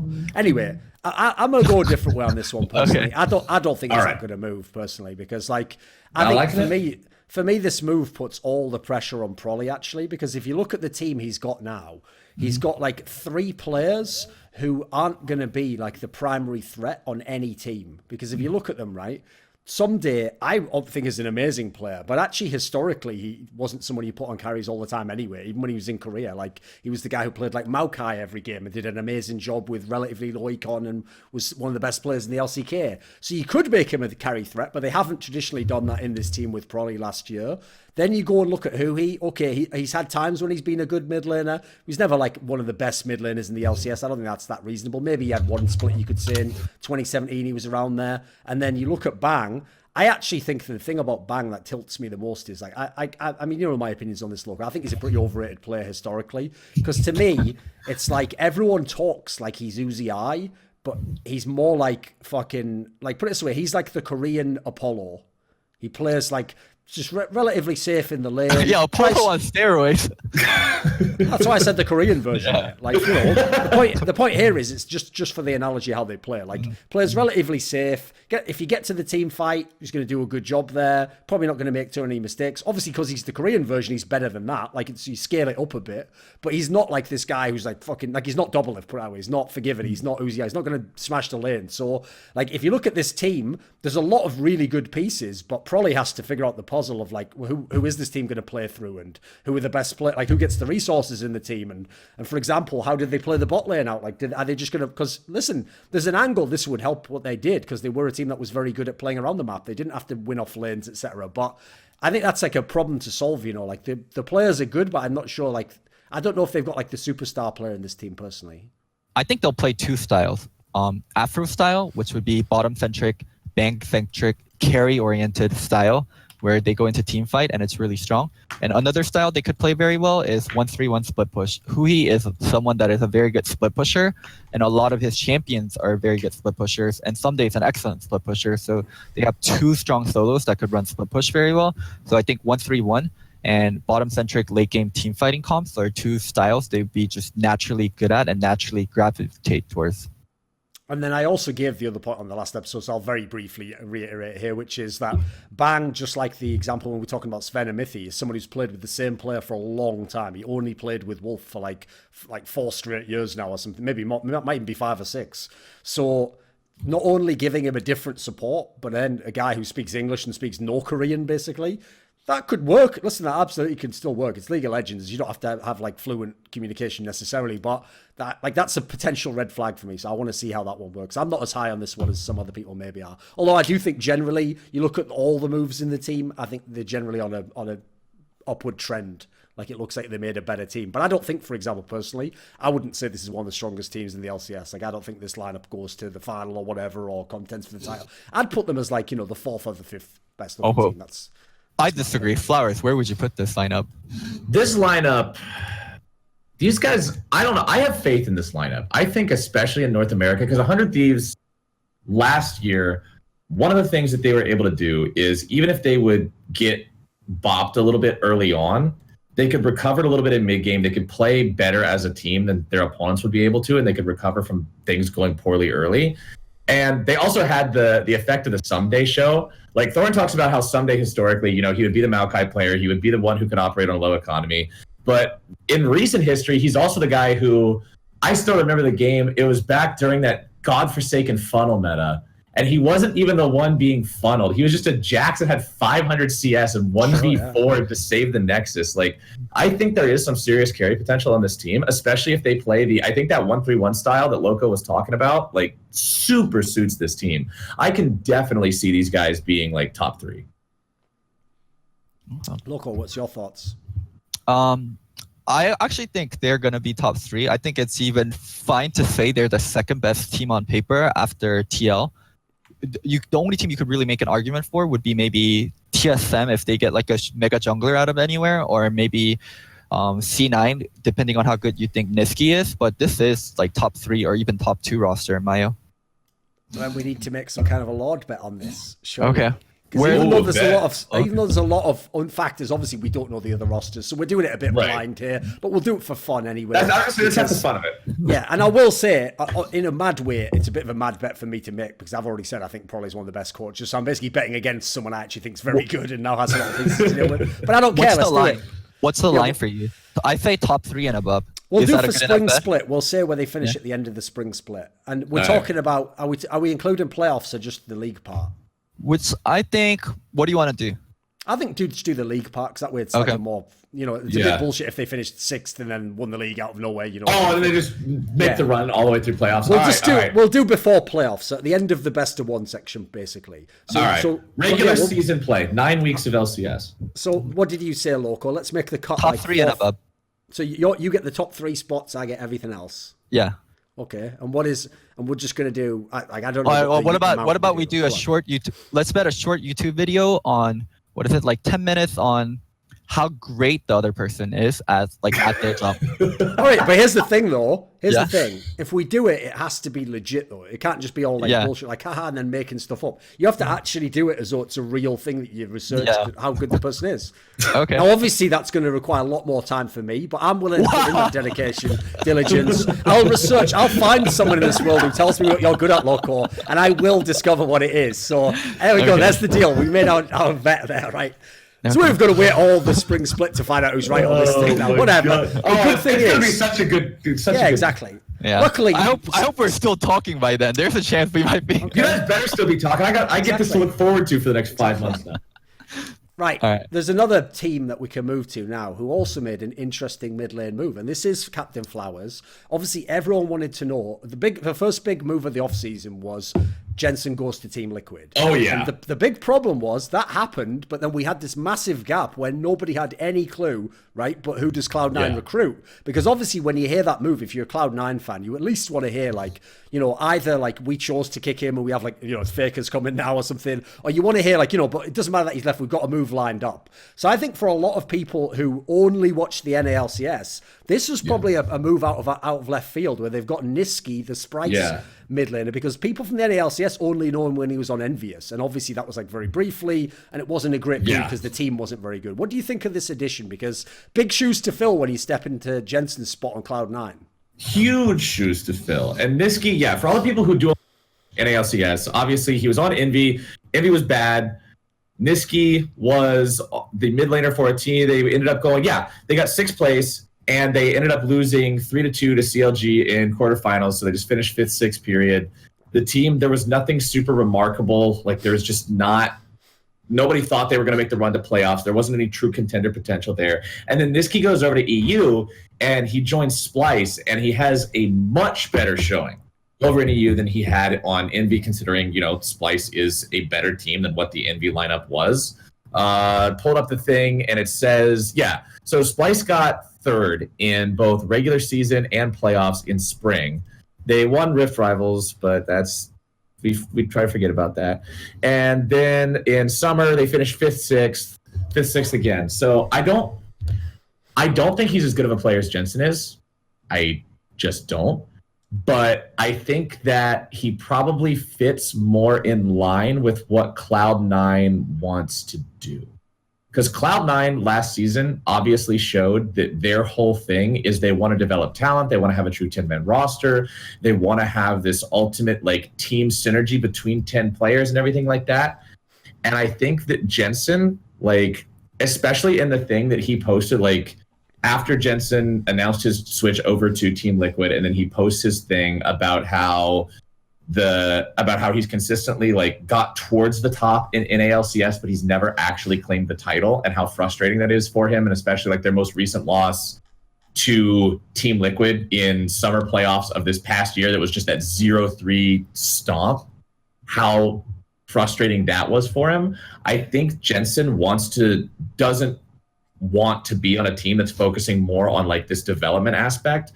I think he'll fit much better on like the squad of veterans. So I think Niski over onto the side of Cloud9 now is going to fit in well with kind of the direction they're taking the team and how they're moving with that 10-man roster. And I think that he did show in Europe that he has potential to play at a higher level than what the NA fans saw him in. And I also think that if one org has earned the right to tell their fans to shut up for 2 seconds and trust the damn process, it's Cloud9. I don't know how Jack and Reaper dealt with all the shit talk they took and didn't just give the smuggest smile in the world when they went to semifinals, because they deserve to be able to make whatever decision they think is best right now and have that fan base believe in after this past season. So I'm looking forward to seeing what this does, because I think there's potential. Come on, Loco. Well, I want to kind of throw it to you, Thorin. Like, it reminds me of when C9 did really well with their CSGO team and they let their top pieces go. Do you think there is any like kind of, similarities for C9 and CO?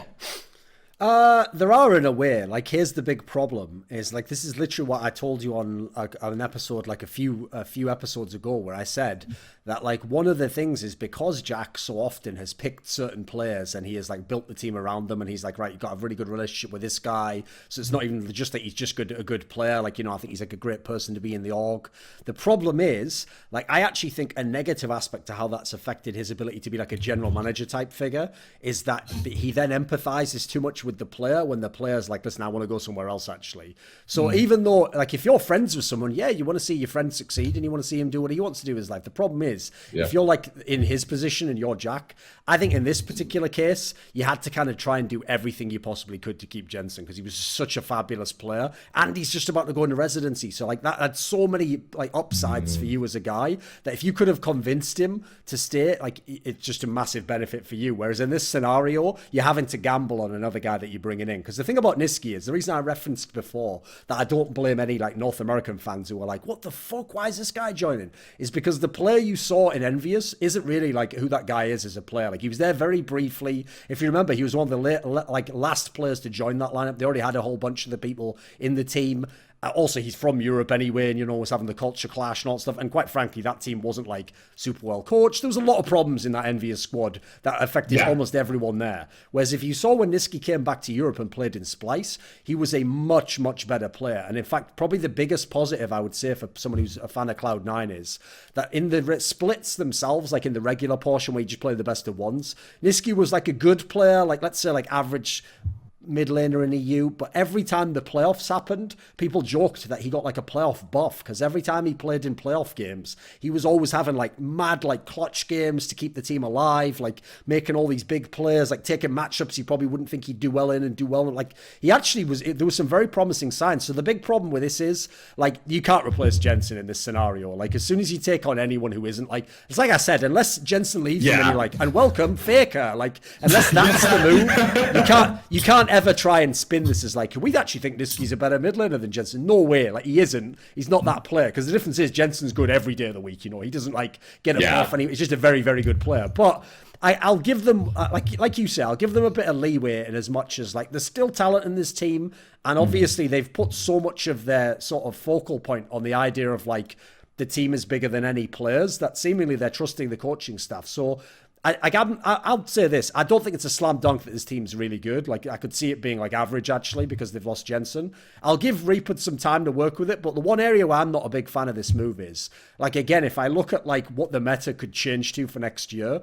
Yeah. If they live in a world where you can't play carry tops, this team is in fucking trouble because Licorice is a good player, and I think I think almost everyone who's a really good top laner can be competent in whatever the opposite of their strength is. Like, some tanks players can play some carries, some carry players can play some tanks, but his strength is clearly carries, or at the very minimum bruises. So like, I think it puts a lot of pressure on him this year because he's the clear player who has to be like a star for me in this squad. I don't think Niski's going to come in and be one of the best NALCS. No. I don't think that's realistic to expect. He's not going to set the bar or anything. It's not like Niski's going to be the measuring stick that every other mid laner is judged by. But at the same time, I don't think he's just going to get completely bodied in every lane and struggle to at least be able to break even. I think that, again, it's going to come down to how well he can mesh with the team and how well he gets along with their 10-man roster idea. And honestly, one of the coolest parts about this is the fact that Cloud9 versus Team Liquid will be the very first matchup of the entire season, because it's always a rematch of the playoffs from the last split. Sure. So we'll actually get to see him go head-to-head with Jensen in the very first match. So I'm pretty hyped for that. It's very on brand for both teams, by the way. Like, C9 letting go of Jensen and TL picking up Jensen. Like, now that the orcs have been around for a while, like, we can kind of see their management style and their like off-season style. I think both moves are incredibly on brand. Agree. Yeah. Loco, you've been a bit quiet on this one though, mate, because here's the problem you have right now. You've already made a bet with me that the 100 Thieves is going to be a top 3 team. So all I'm going to say is this, Loco, is when I make a top 3, I can only have 3 names in there. When I make a top 5, I can only have 5 names. I know a lot of people, and people do this in sports punditry, is they never narrow down their top X list. So you find out, they've got like 15 NFL teams are in their top 10. Like, oh, they could all be top 10. Like, that's like the easy way to do it, to hedge your bets. So the problem is this, Loco. The expectation for Cloud9 is to be an elite team and to challenge for the cup, to actually be a team that can win the trophy and go to Worlds. So does this Cloud9 lineup, in your money, do they get to be an elite team in the LCS? There's only 3 teams can be in that top 3 holders, so can they? So 3 spots for Worlds. Let's take one off. Let's give that one to TL. I think that's like an easy assumption to make. TL gets a spot. Also had a very good off-season, so sure. Yeah, so now we got 2 spots to play with. I think the contenders are CLG, C9, possibly TSM, and possibly Clutch, depending on how they do. So between these 4 teams, I think Cloud9 and TSM have a good shot to take 2 of the spots. So I feel confident. What about 100 Thieves? We literally just got 100 Thieves. My bad. That was the one. Almost had him there. Almost had him. 100 Thieves. Loco, you can't be 100 Thieves, CLG, TSM, 100 Thieves, CLG, TSM, C9, and Clutch. I think actually with 100 Thieves in there, I kind of want to take away Clutch. So it'd be 100 Thieves, TSM, CLG, and C9. Those 4 teams competing for 2 of the spots. So I think C9 will be good. It's just C9 is always such a hard team to judge and how well they'll do. Wait a minute, Loco. I've got a quick question though. Like, actually finish the Cloud9 point, but afterwards just tell me this. Like, you didn't sound as up on CLG as you just are now. Like, you would just put them in as a team contender for a top spot. Like, when we did the CLG part, you didn't seem as enthusiastic at the time. So I don't know. The Cloud9 answer and then tell me on that. Well, Cloud9 is, you look at where the roster should be on paper, and they don't ever place there. They always place higher. So maybe I'm looking at it with rose-tinted glasses, but Cloud9 on paper, roster not that great, but it is probably going to do a little bit better. For CLG, right? Man, I'm a little bit low on Pyre Beeble. I'm not sure if Flame's going to join or if a different top laner is going to join, so CLG is a question mark.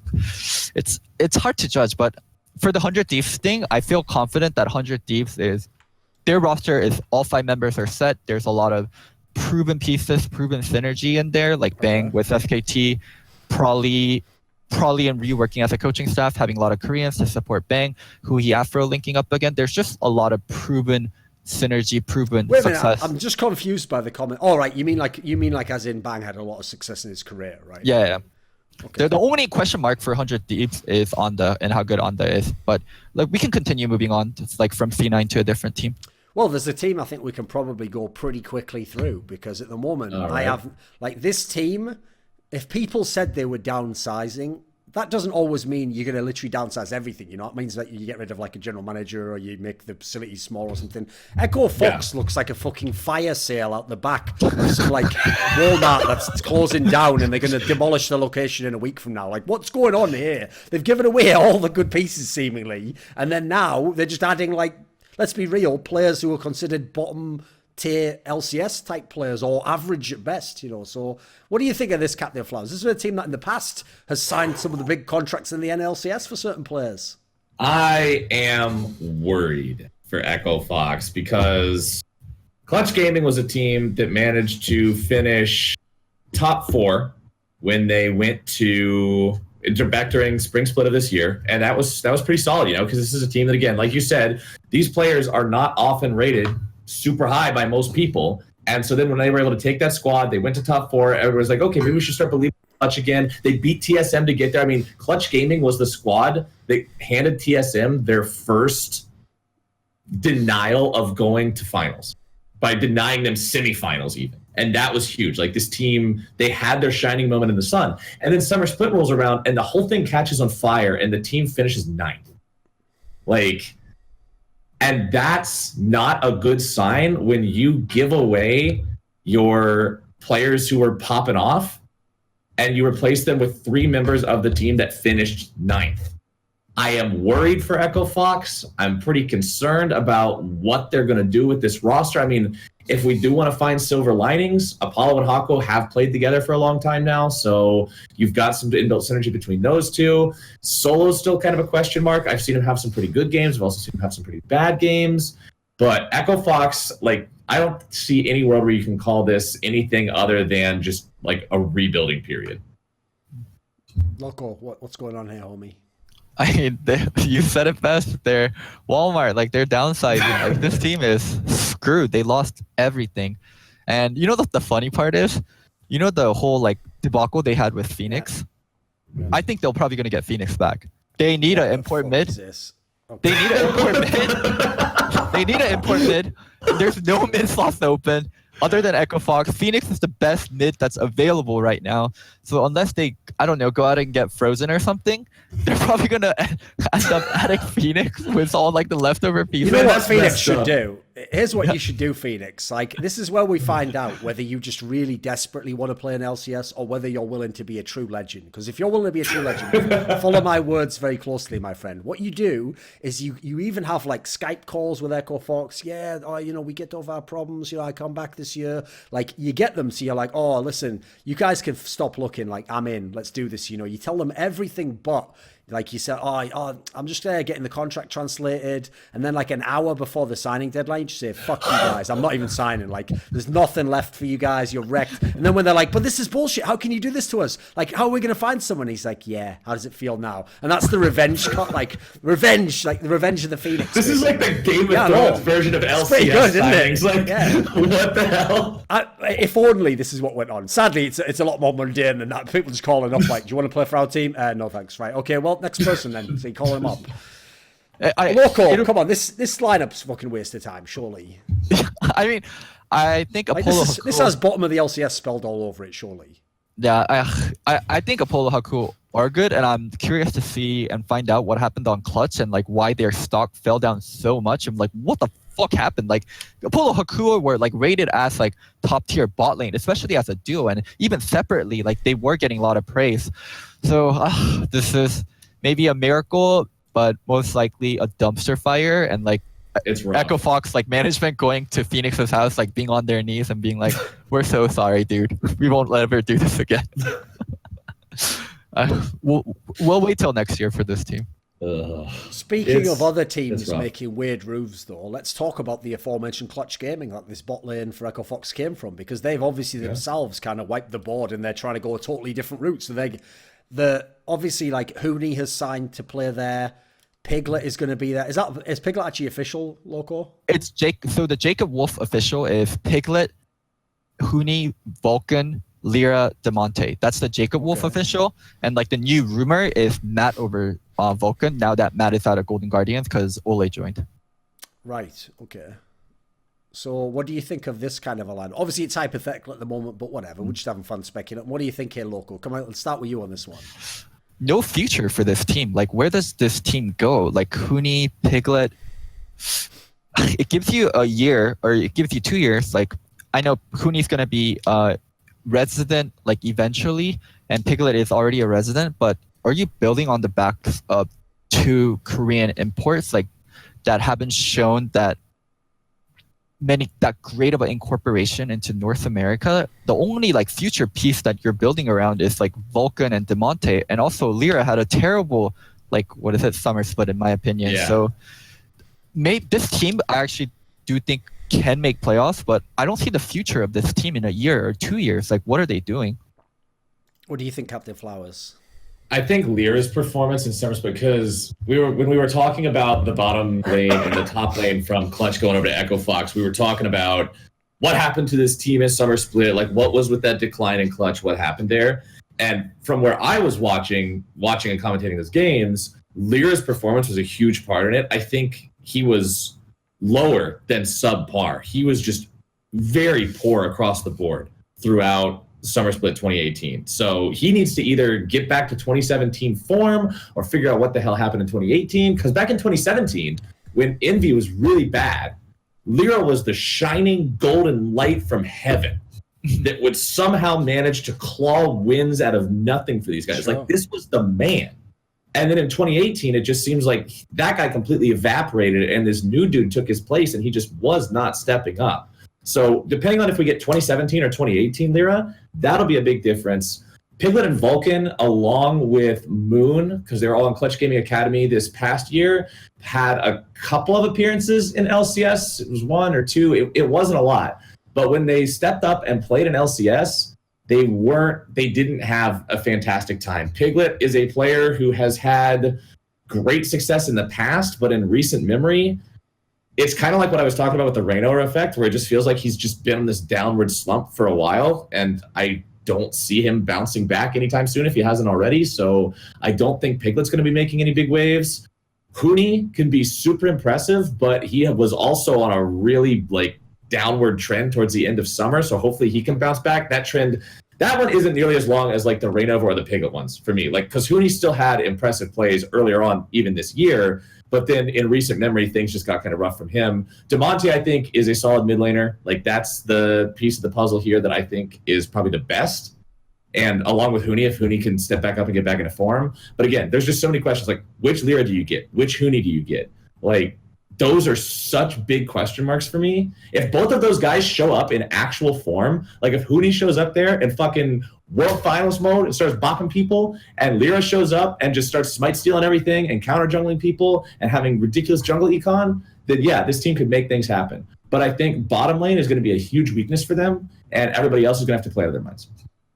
I think the trust between Lyra, Huni, and Piglet as a trio, and that we're all going to work hard, we're all going to put our best foot forward, is super important for this team to function. And if that trust ever breaks between the three, it's going to be problematic. And also, on teams with majority Koreans, it's very easy for the team to split into 2 different kind of cultures and 2 different kind of groups within the team, the Koreans and the non-Koreans. And I think this is a team that could very easily do that. Like, anytime we're playing bad, blame Demonte. Anytime we're playing bad, blame Vulcan, blame Matt. Like, this is a team that is very fragile mentally and very fragile in terms of teamwork, in my opinion. I don't see it working out that well, and I don't see this team having like a future. Who is the coach of Clutch? Do they have one at the moment? So it is rumored to be Matt Cragg, their academy coach, moving up to the LCS role. Right, okay. Because that's the interesting part to me. It's funny that it's ended up like this in the LCS. Here is yet another team with 3 Koreans, where if we're going to have Korean coaches, surely they should coach teams like this, with the Koreans and them, it's a benefit to me. I wonder if there's a Korean coach that worked with players on this team in the past that's both fluent in Korean and English. Nope, there's no one. Thinking emoji. So now that we know that there's not one of those, just move on and get anyone competent. Quite frankly. Exactly. Also, you know, here's my angle on this one. Like, I'm actually kind of with you on the Lira angle, because obviously that's the massive positive this team could have is like you have 3 Korean players, real Koreans as well, like not just someone who just speaks Korean, but even more so, like, because you could never have this many imports in the past, you now have a jungler who the 2 most resource-heavy players on his team speak his language fluently. So it's actually, I'll be very interested. For me, this is the test for Lira. Like, if this team isn't really good, it's probably a waste of time having him in the NALCS, because we've only seen 2 Liras. The guy who was on an Envious where he couldn't do anything, and so he was just trapped and could look good in a loss, or the Lira of last year where he seemed to have some pieces, but then he individually didn't look like he could connect with the team at all. So for me, if you get 2 big name resource heavy Koreans who ideally want to speak Korean as well, they don't have very strong English, and then you also don't work out as a jungler, it's probably just done for you now, mate. So I'll give him an outside chance. This could work really well. I think the team balance actually makes a bit of sense. I will say, if you're DeMonte, like, good luck getting any resources in this team, mate. Like, your jungler's Korean, and you're playing with Hoonie and Piglet, 2 players who have like one direction, no breaks, and they're not even aware there's a global meta. They just like, give me my champion now, I smash this lane. Like, that's who these guys are. And if anything, if you're Matt, he's that woman, right, who's just like, yeah, I could never stay with Steve. You know, he was too demanding. You know, he tried to tell me what to wear and all that. 2 years later, they're like, oh, hey, I'm back with Steve again. He's like, what the fuck? I thought you were done with this guy already. He's like, I just can't leave him. He's just, you don't know him like I do. He's just a good guy. That's who Piglet must be for Matt, because I watched Breaking Point. Matt, I thought you wanted out of that, homie. Like, that wasn't a good look for you. Like, that was a bad, you were one of the victims in that scenario. I mean, Loco was only half a victim, because here's the reason Loco was half a victim in that documentary, because it's true. They edited it so Loco looked really bad. But Loco also was himself mildly an arsehole at times in the documentary. So he wasn't 100% a victim. Difference is, Matt was just taking a beating. Moon just came out terribly out of that one. Like, they did him dirty. And who else is it? Lolo, I guess, just sat there going, fuck, probably shouldn't speak up. The guy who's really ruining this team's my friend. He's there. So anyway, that's my thoughts on Clutch. And I will say the other angle there is, like, I actually think this is a team that's like a coin flip. It could work out, could be good. My angle that I'm worried about is, like I say, the coaching one. Like, I'd want a really strong coach for this one. Someone with like a very clear vision, and like, he's a good disciplinarian. It doesn't sound at the moment. I mean, they haven't got one yet. They don't have anything in place, so they obviously didn't build that with that in mind. What do you actually think expectation-wise for this team, though? Where would you give them their chances to go? Flowers, why don't you go first? I don't see them making playoffs.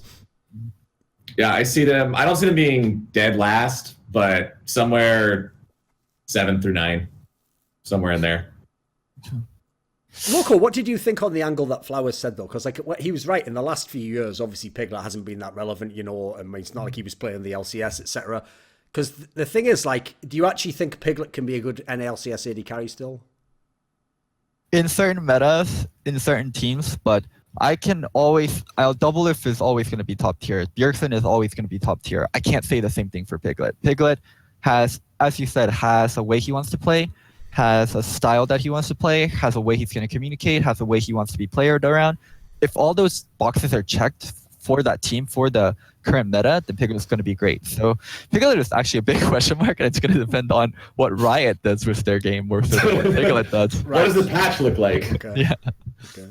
Because the thing is, I do think Piglet's like a very talented player. And I think, like, I will say, yeah, I'm with you on the fact that he can't just play in any team and be like that, because he does seem like someone where if he's in the wrong style of team or has the wrong teammates, he's just going to fucking tilt off the face of the earth and play terribly himself. So that's like a massive negative. But he is clearly a very talented player. So I give them an outside chance.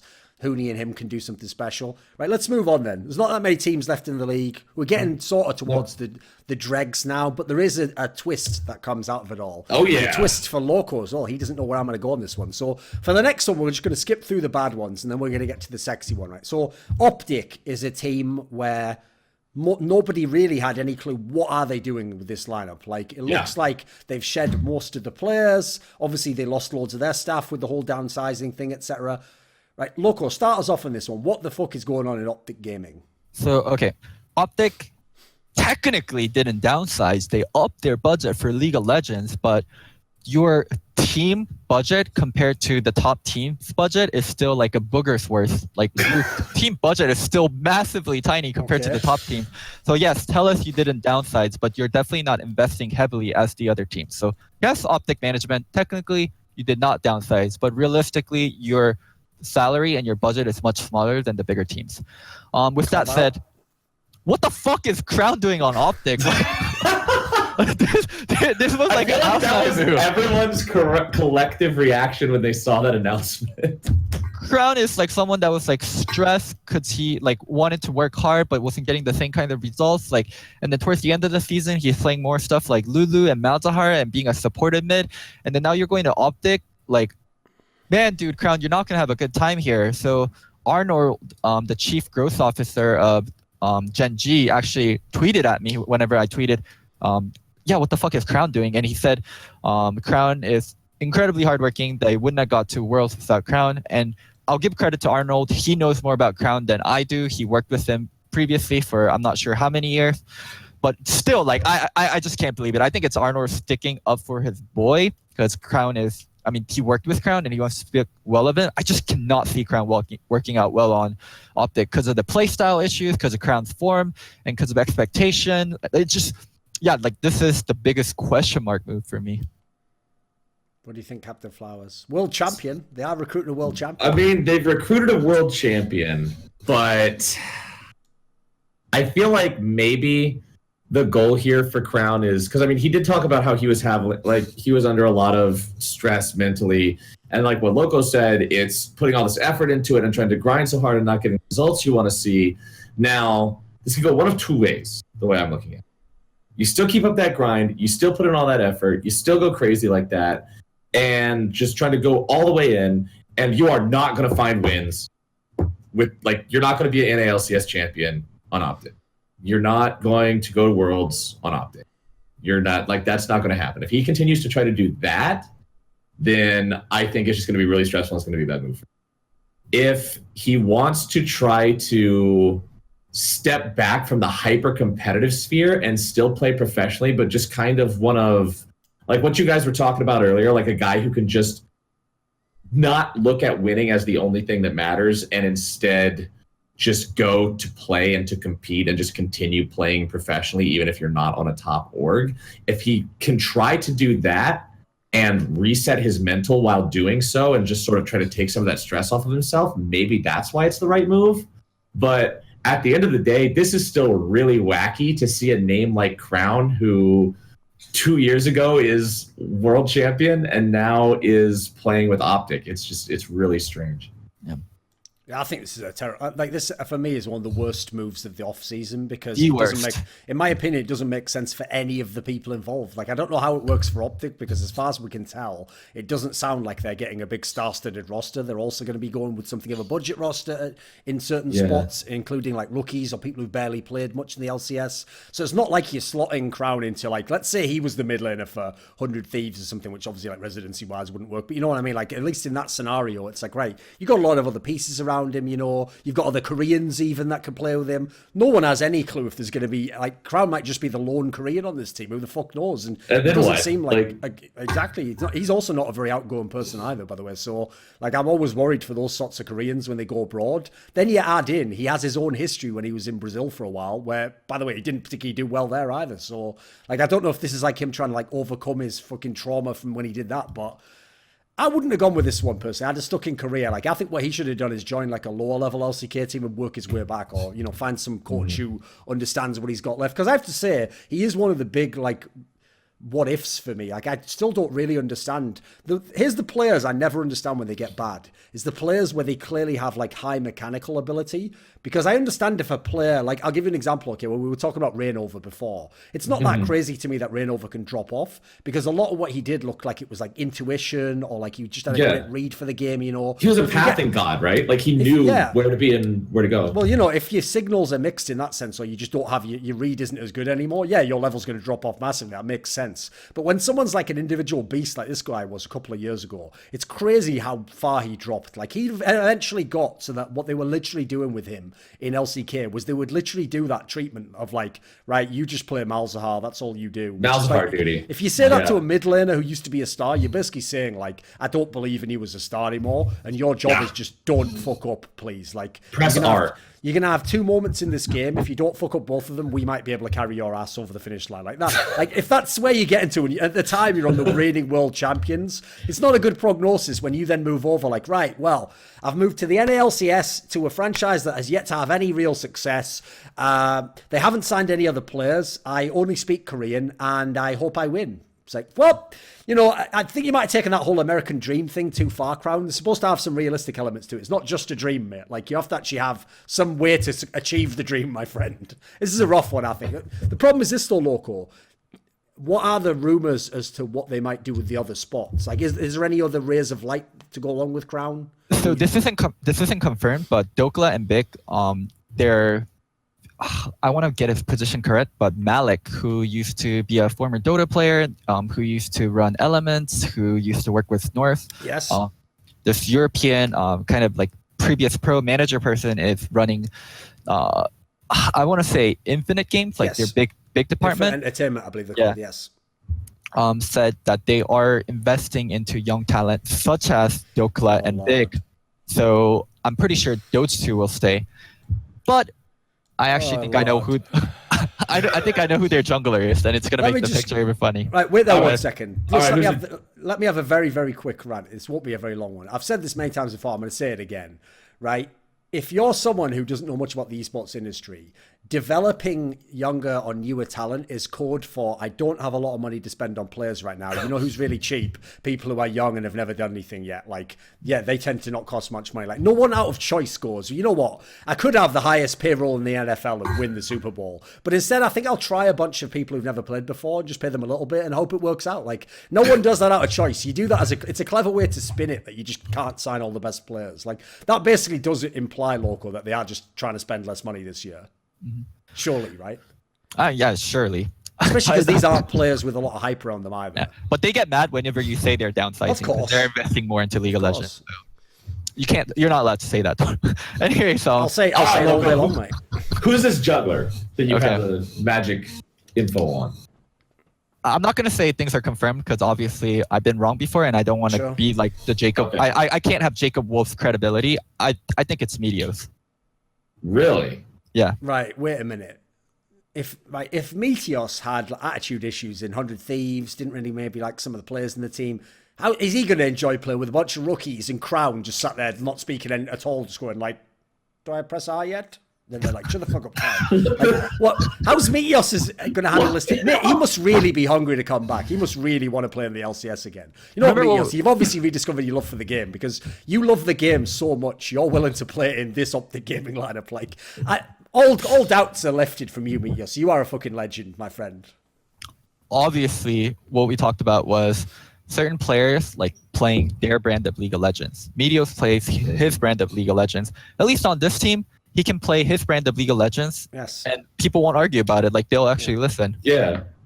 That's like, I remember talking to Meteos back in, it was not this past year, but the year before, when I did the collegiate finals thing that we do here at the LCS studio for the final collegiate showdown of the year in NA. And Meteos was our guest, and I was a desk host, and he was one of the analysts, and Irene was the other one.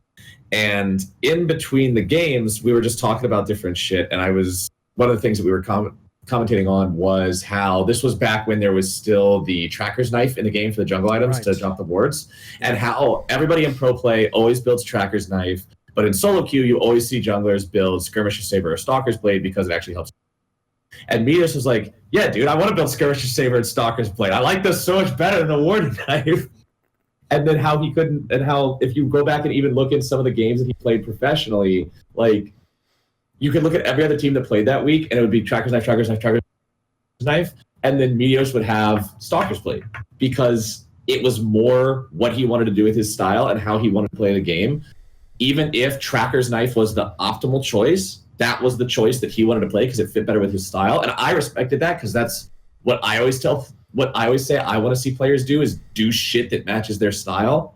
Yeah. But if he's on a team where he can play the Meteos way, maybe that enables him to really just make something happen. I don't think he's going to make something that's going to make this team a playoff contender. I don't think that they're going to be able to make a run for the NALCS title or go to Worlds or anything like that, but I don't think that they would be bottom team either. I think that maybe they can scrounge a little something together, but it's definitely not a huge roster to me. I'm feeling this team for bottom of the LCS myself, Loco. Very bottom? Optic and Echo Fox. It's versus Optic and Echo Fox. Yeah, I don't see them being 10th. I don't see them being 10th. Optic. I see Echo. I can see. I'm pretty convinced Echo Fox is 10th. I don't know about that. I feel like every day the guy who runs Echo Fox wakes up and goes, well, at least we're not fucking Optic Gaming. And then he just goes back to sleep for 5 more minutes with his snooze button. Goes, well, you know what? You can always get better and get worse in this league. Like, I don't know. This is fucking bad. Come on, Loco. You're being quiet on this one. Why? This is garbage. Come on. It is garbage. I rarely want to criticize management because all management go through different things. Like the coaching staff and like the general manager. Like I've been a coach. I've done general manager duties. You don't get to make choices sometimes. Like you have a limited amount of budget. You have a limited amount of players. But yeah, like what the fuck is this shit? It's so strange because like, all right, so last year with Optic, one of the big things was what the hell is going on with their top lane? Because they had the thing, like they had Alorum and they had Dokla, and it's like, how does this end up working out? Who goes where? Like top lane's constantly like a weakness that they had. And then they found that Dokla can play split push carries.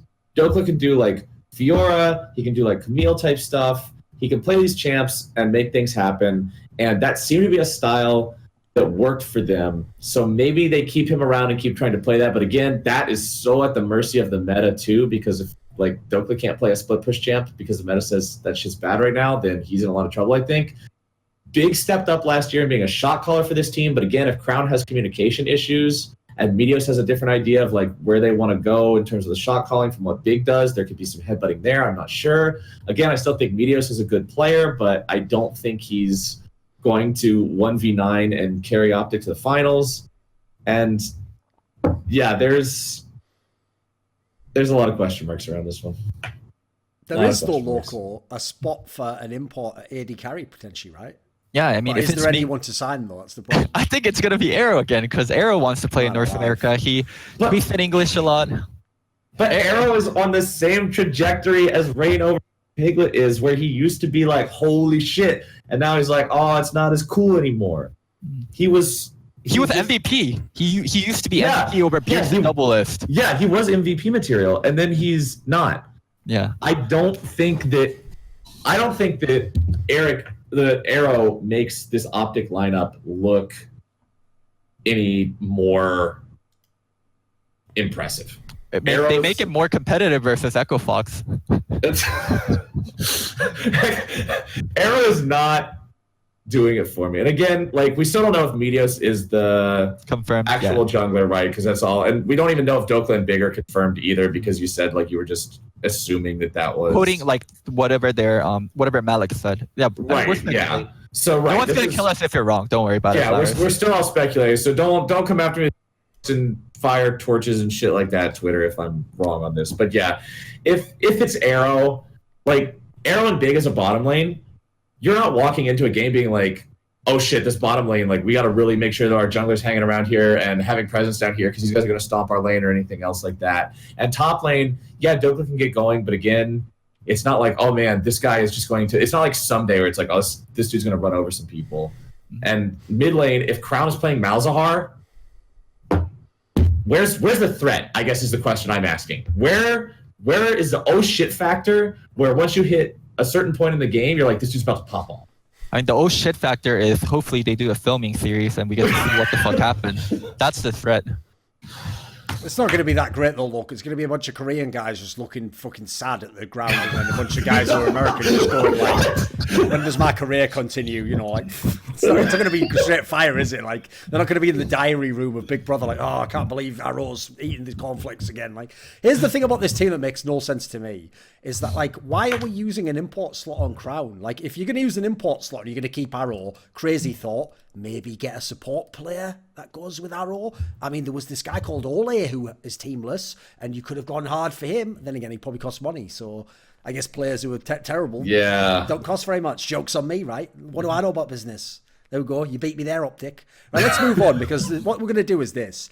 There's 2 teams left, but I'm actually going to reverse the order from what Loco put them as, because we're going to end on a team where we'll have some surprises. So we're going to go to FlyQuest now, because FlyQuest is a team where they've also had a very weird off season, because in theory they've shed some of the big names. Obviously Flame isn't going to be playing there anymore. In fact, no one knows who the top laner of this team is going to be.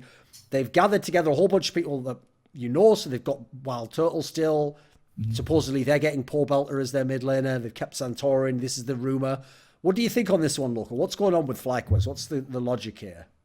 Well, they're building a lot of brand loyalty, at least. Like Turtle staying on. I think Paul Belter meets the brand a lot. And then now, like Santorin also is like very much being incorporated into the brand. I think they're doing a good job of being a budget team and building a brand and building an identity and setting up to get a big piece later, but they're not a very flashy team. Like, you have a limited amount of budget and you're doing the best with the budget. I think that's what FlyQuest is doing, and like they're just setting up to be a good franchise to pick up good pieces later. Where are you seeing this, Captain Flowers? Yeah, I think I agree with Loco. Like, I'm not looking at this roster and just scratching my head like I am with Echo Fox or sort of what we're seeing with Optic and the Crown signing and everything like that. Like, Turtle is obviously your big name for FlyQuest. The Worlds content that they did with him was really good. They're really leveraging the fact that, like, Turtle's a super charismatic, personable guy that they can make that kind of content with, and people are going to enjoy it. And I think that's 100% the right move for them to do as a brand, as a name, to build themselves up, to make fans care and make people invested. Paul Belter is another name that people recognize, like people like POB. Pull him in there if you can get him, and that's a good move to make, because obviously he was on Team Liquid this past year. I mean, they ended up winning back-to-back championships. They go to Worlds. He showed that he wasn't really able to compete at an international level, but I don't see this FlyQuest team going to an international level. I think in NA, Paul Belter can still hold his own. JJ and Santorin did some really solid performances during the regular season last split, so I think it's a good idea to keep him in there too. JJ also showed promise there. So I think it's a very middle of the pack team, I think. First thing Doran's going to do is diss on Santorin, and a lot of people will. Santorin got 3rd in the All-Pro vote for jungles. A lot of people within the leagues, people that play, people that coach, people like the media think highly of Santorin. So Loco just tells me what my opinion is, and then uses some dog shit appeal to authority that he didn't even cite any of the authorities. He just said, he basically just goes like this. He goes, Thorin, what you're going to do is this really silly thing because you're an idiot. But you know what? A lot of people who are really smart, who I can't name any of them right now, think the opposite. So who's the idiot now, Thorin? Ha, ha, ha. Dude, and as usual, I'm just going to go, right, speed dial. Hello, is this, all right, is this Rookie? Yeah, okay, right. Tell Loco he's shit.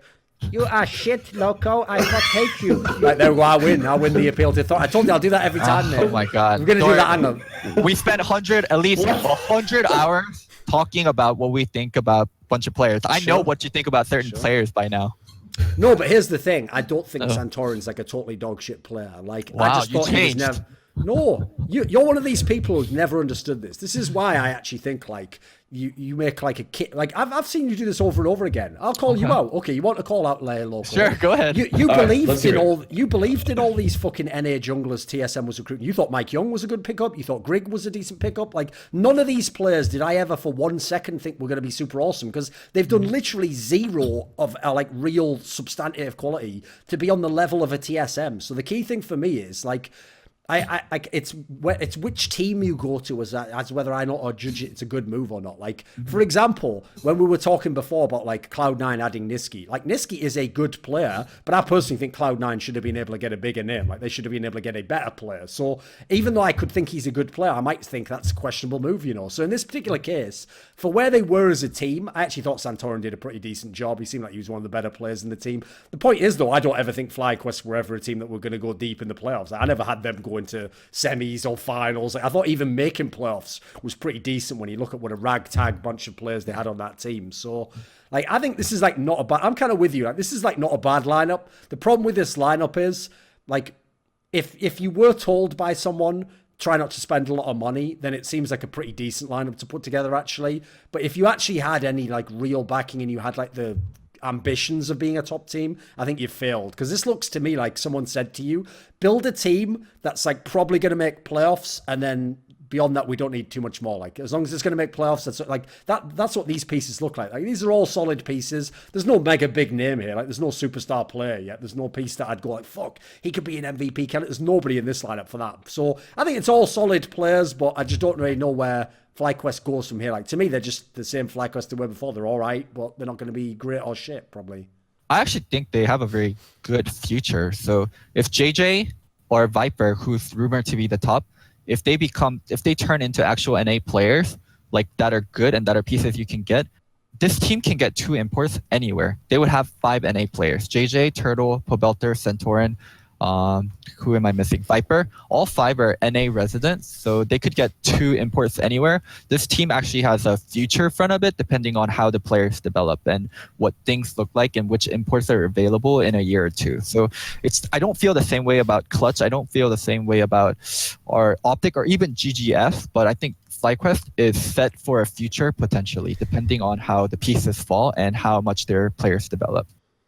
So Loco referred to it, and we have one team remaining, Captain Flowers, and it is the infamous Golden Guardians. Now, obviously, Golden Guardians in the past seasons was just a fucking meme team. Like, the best thing about them was all the misplays they made in terms of like communication and how they addressed certain topics and how they kicked players or recruited players. Like, they at least kept us entertained in that respect. You know, there was a lot of like memeable material, but in terms of actual like winning games and being relevant in the league, not really. But if you look at the lineup, that admittedly a lot of this is still currently just speculation / reports. You know, like some of it isn't 100%. Like, they haven't signed a contract yet. It could still change.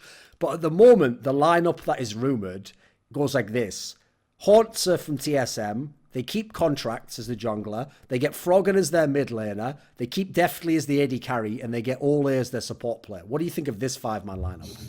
This looks a lot better than what Golden Guardians had before, because Golden Guardians this past year actually set a record for being the first team to ever do back-to-back spring into summer 10th place finishes. That is not a record breaking that you records, want baby. to claim. That is not a record. That's going to be a tough one for someone to beat. So good luck for whoever goes for it. But you might not be able to achieve that level of, in a sense, excellence. You know, getting to a very high standard of being bad, I guess. That's it.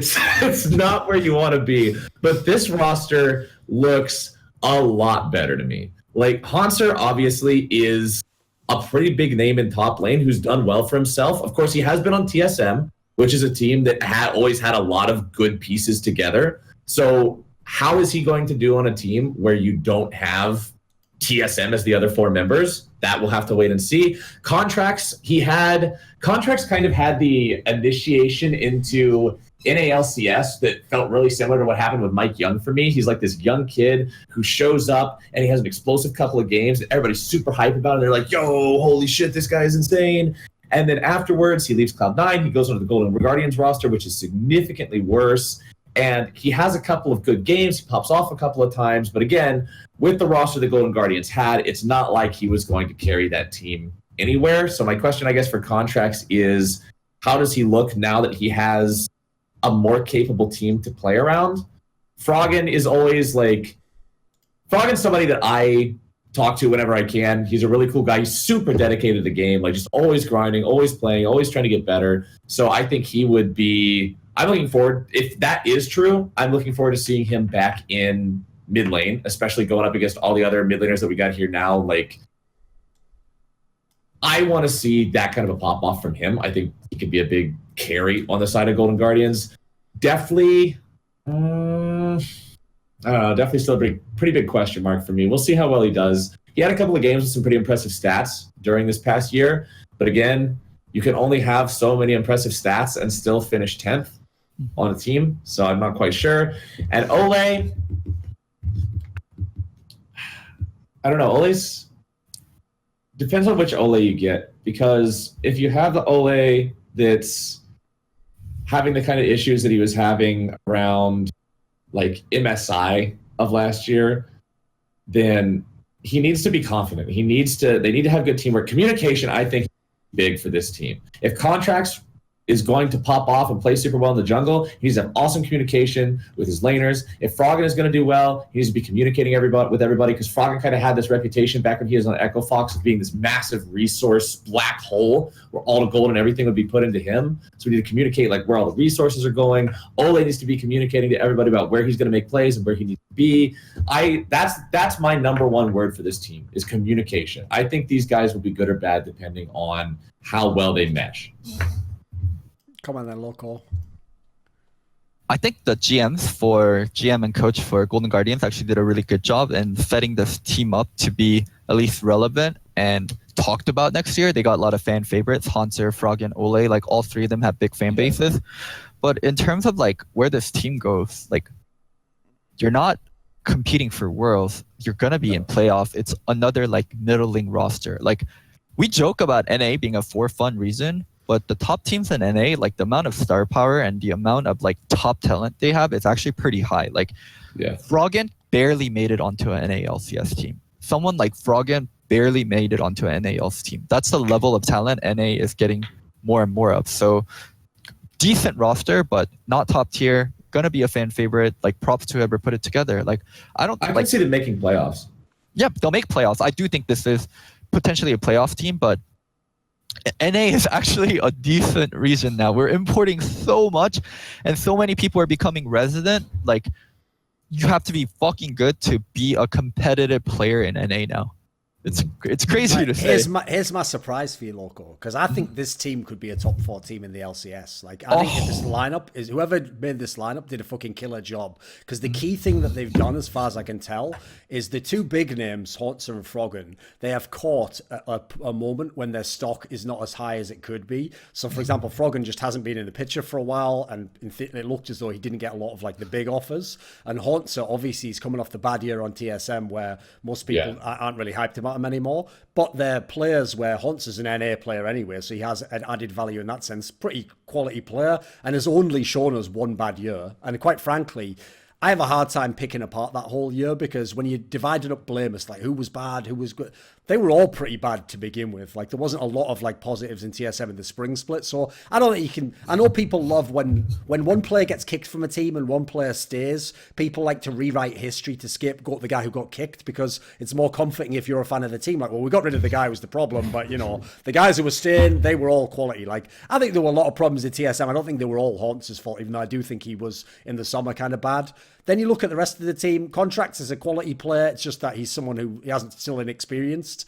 And like you look at who he had the first year when he came in Cloud9, like Captain Flowers is talking about, he had all these really, really good pieces around him, but he was just thrown in the deep end of the pool and he just had to like sink or swim. And the problem is, like a lot of people, like you alluded to there, happened to basically every one of that crop of NA junglers. You had like Mike Young, Acadian, you had Contracts, they all came in at the same time. Everyone was like, holy shit, maybe these guys are going places, maybe they're going to be, all right, what's that, like bottom teams after that, and most of them out of the league. So I think for me, I want to see what he does when he's got quality players around him again. And this is the part that's exciting to me.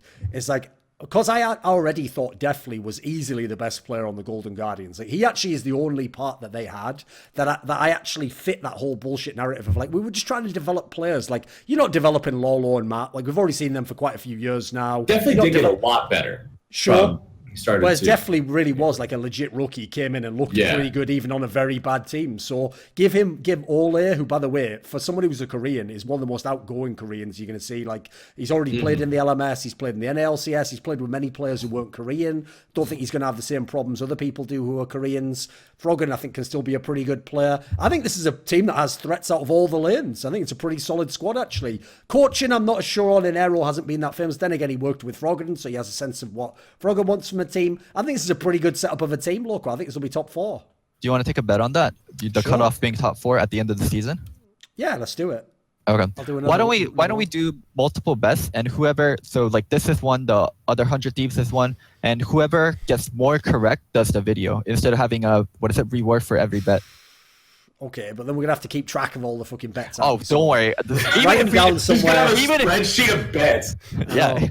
Even if we don't keep a track, the amount of people that watch and the amount of people will hold will definitely hold you a huge. You guys are going to get bombarded with Twitter DMs by the end. Don't worry. Here's the thing, though. I will say, like, I'm not saying this like it's like, for example, if you look on paper, yes, the names on 100 Thieves are way better than the names on Golden Guardians. The names on Golden Guardians, there's a lot of X factors there. Like a lot, it's if a player plays how he did 2 years ago. It's if this player synergize. But I actually think this is an example of. I'm not backpedaling. I'm saying that's why I'm putting it. I'm showing it's a better bet, you idiot. I'm showing that I'm betting against the team that has loads of big names on paper, and I'm betting in favour of a team probably everyone else thinks isn't going to be top 5. So I think I've got. Whoa! You said top 4. Where are you going with this? Top 4 is the cutoff, right? Mate, I think most people won't have this team top 5. Mm-hmm. Let's see. So where do you want the cutoff? Top 4 the or cutoff top should 5? be top 4. I'm saying they're going to be top 4, mate. I'm now contrasting to what other people probably think. So you're saying this team will place at least 5th at the end of the regular season? I think I'll take the top 4 spots, mate. I don't need 5th. I'll just say 4 or above. There we go. Okay, at the end of the season. Yeah, end of regular season play, right? Regular season. Not playoffs.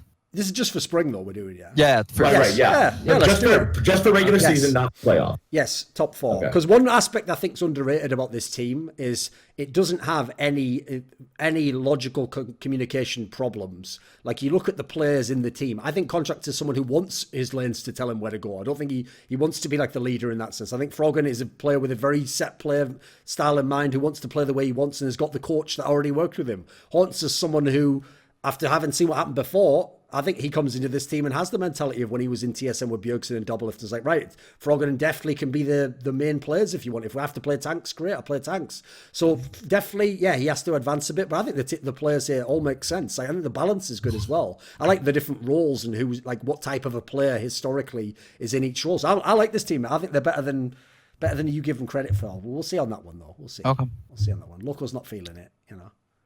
He likes to just bail on. All you do, Loco, is you just jump off hype trains. That's all you do. You just wait until the hype train's like about to hit a wall and you go, fuck, I better get off this motherfucker. I'm off. You were one of those people who was just you were giving fucking Haunter like fucking hot stone massages in 2016 and 2017. Like, you're just the best. Oh, you're amazing. I still support Haunter.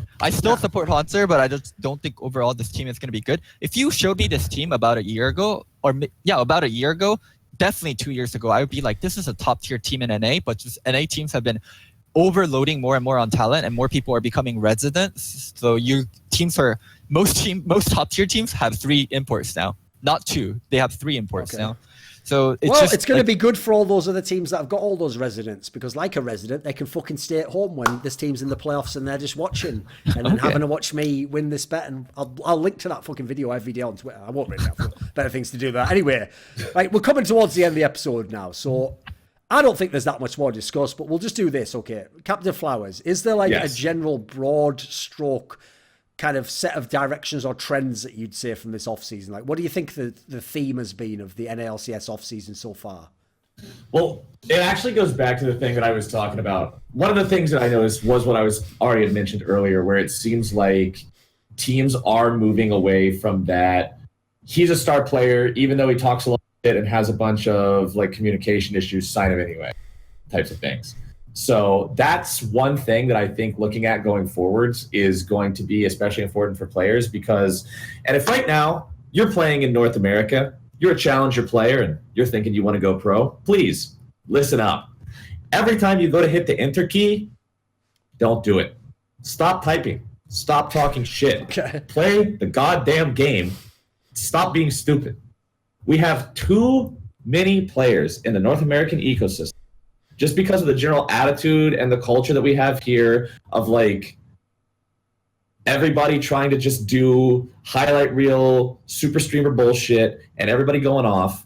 Like, I have actually asked people before when you have really good players who are like in Challenger or whatever, and then they like get denied to some shit and they can't go to Scouting Grounds or some other event because of behavior checks. It's like, why don't you just stop pressing enter?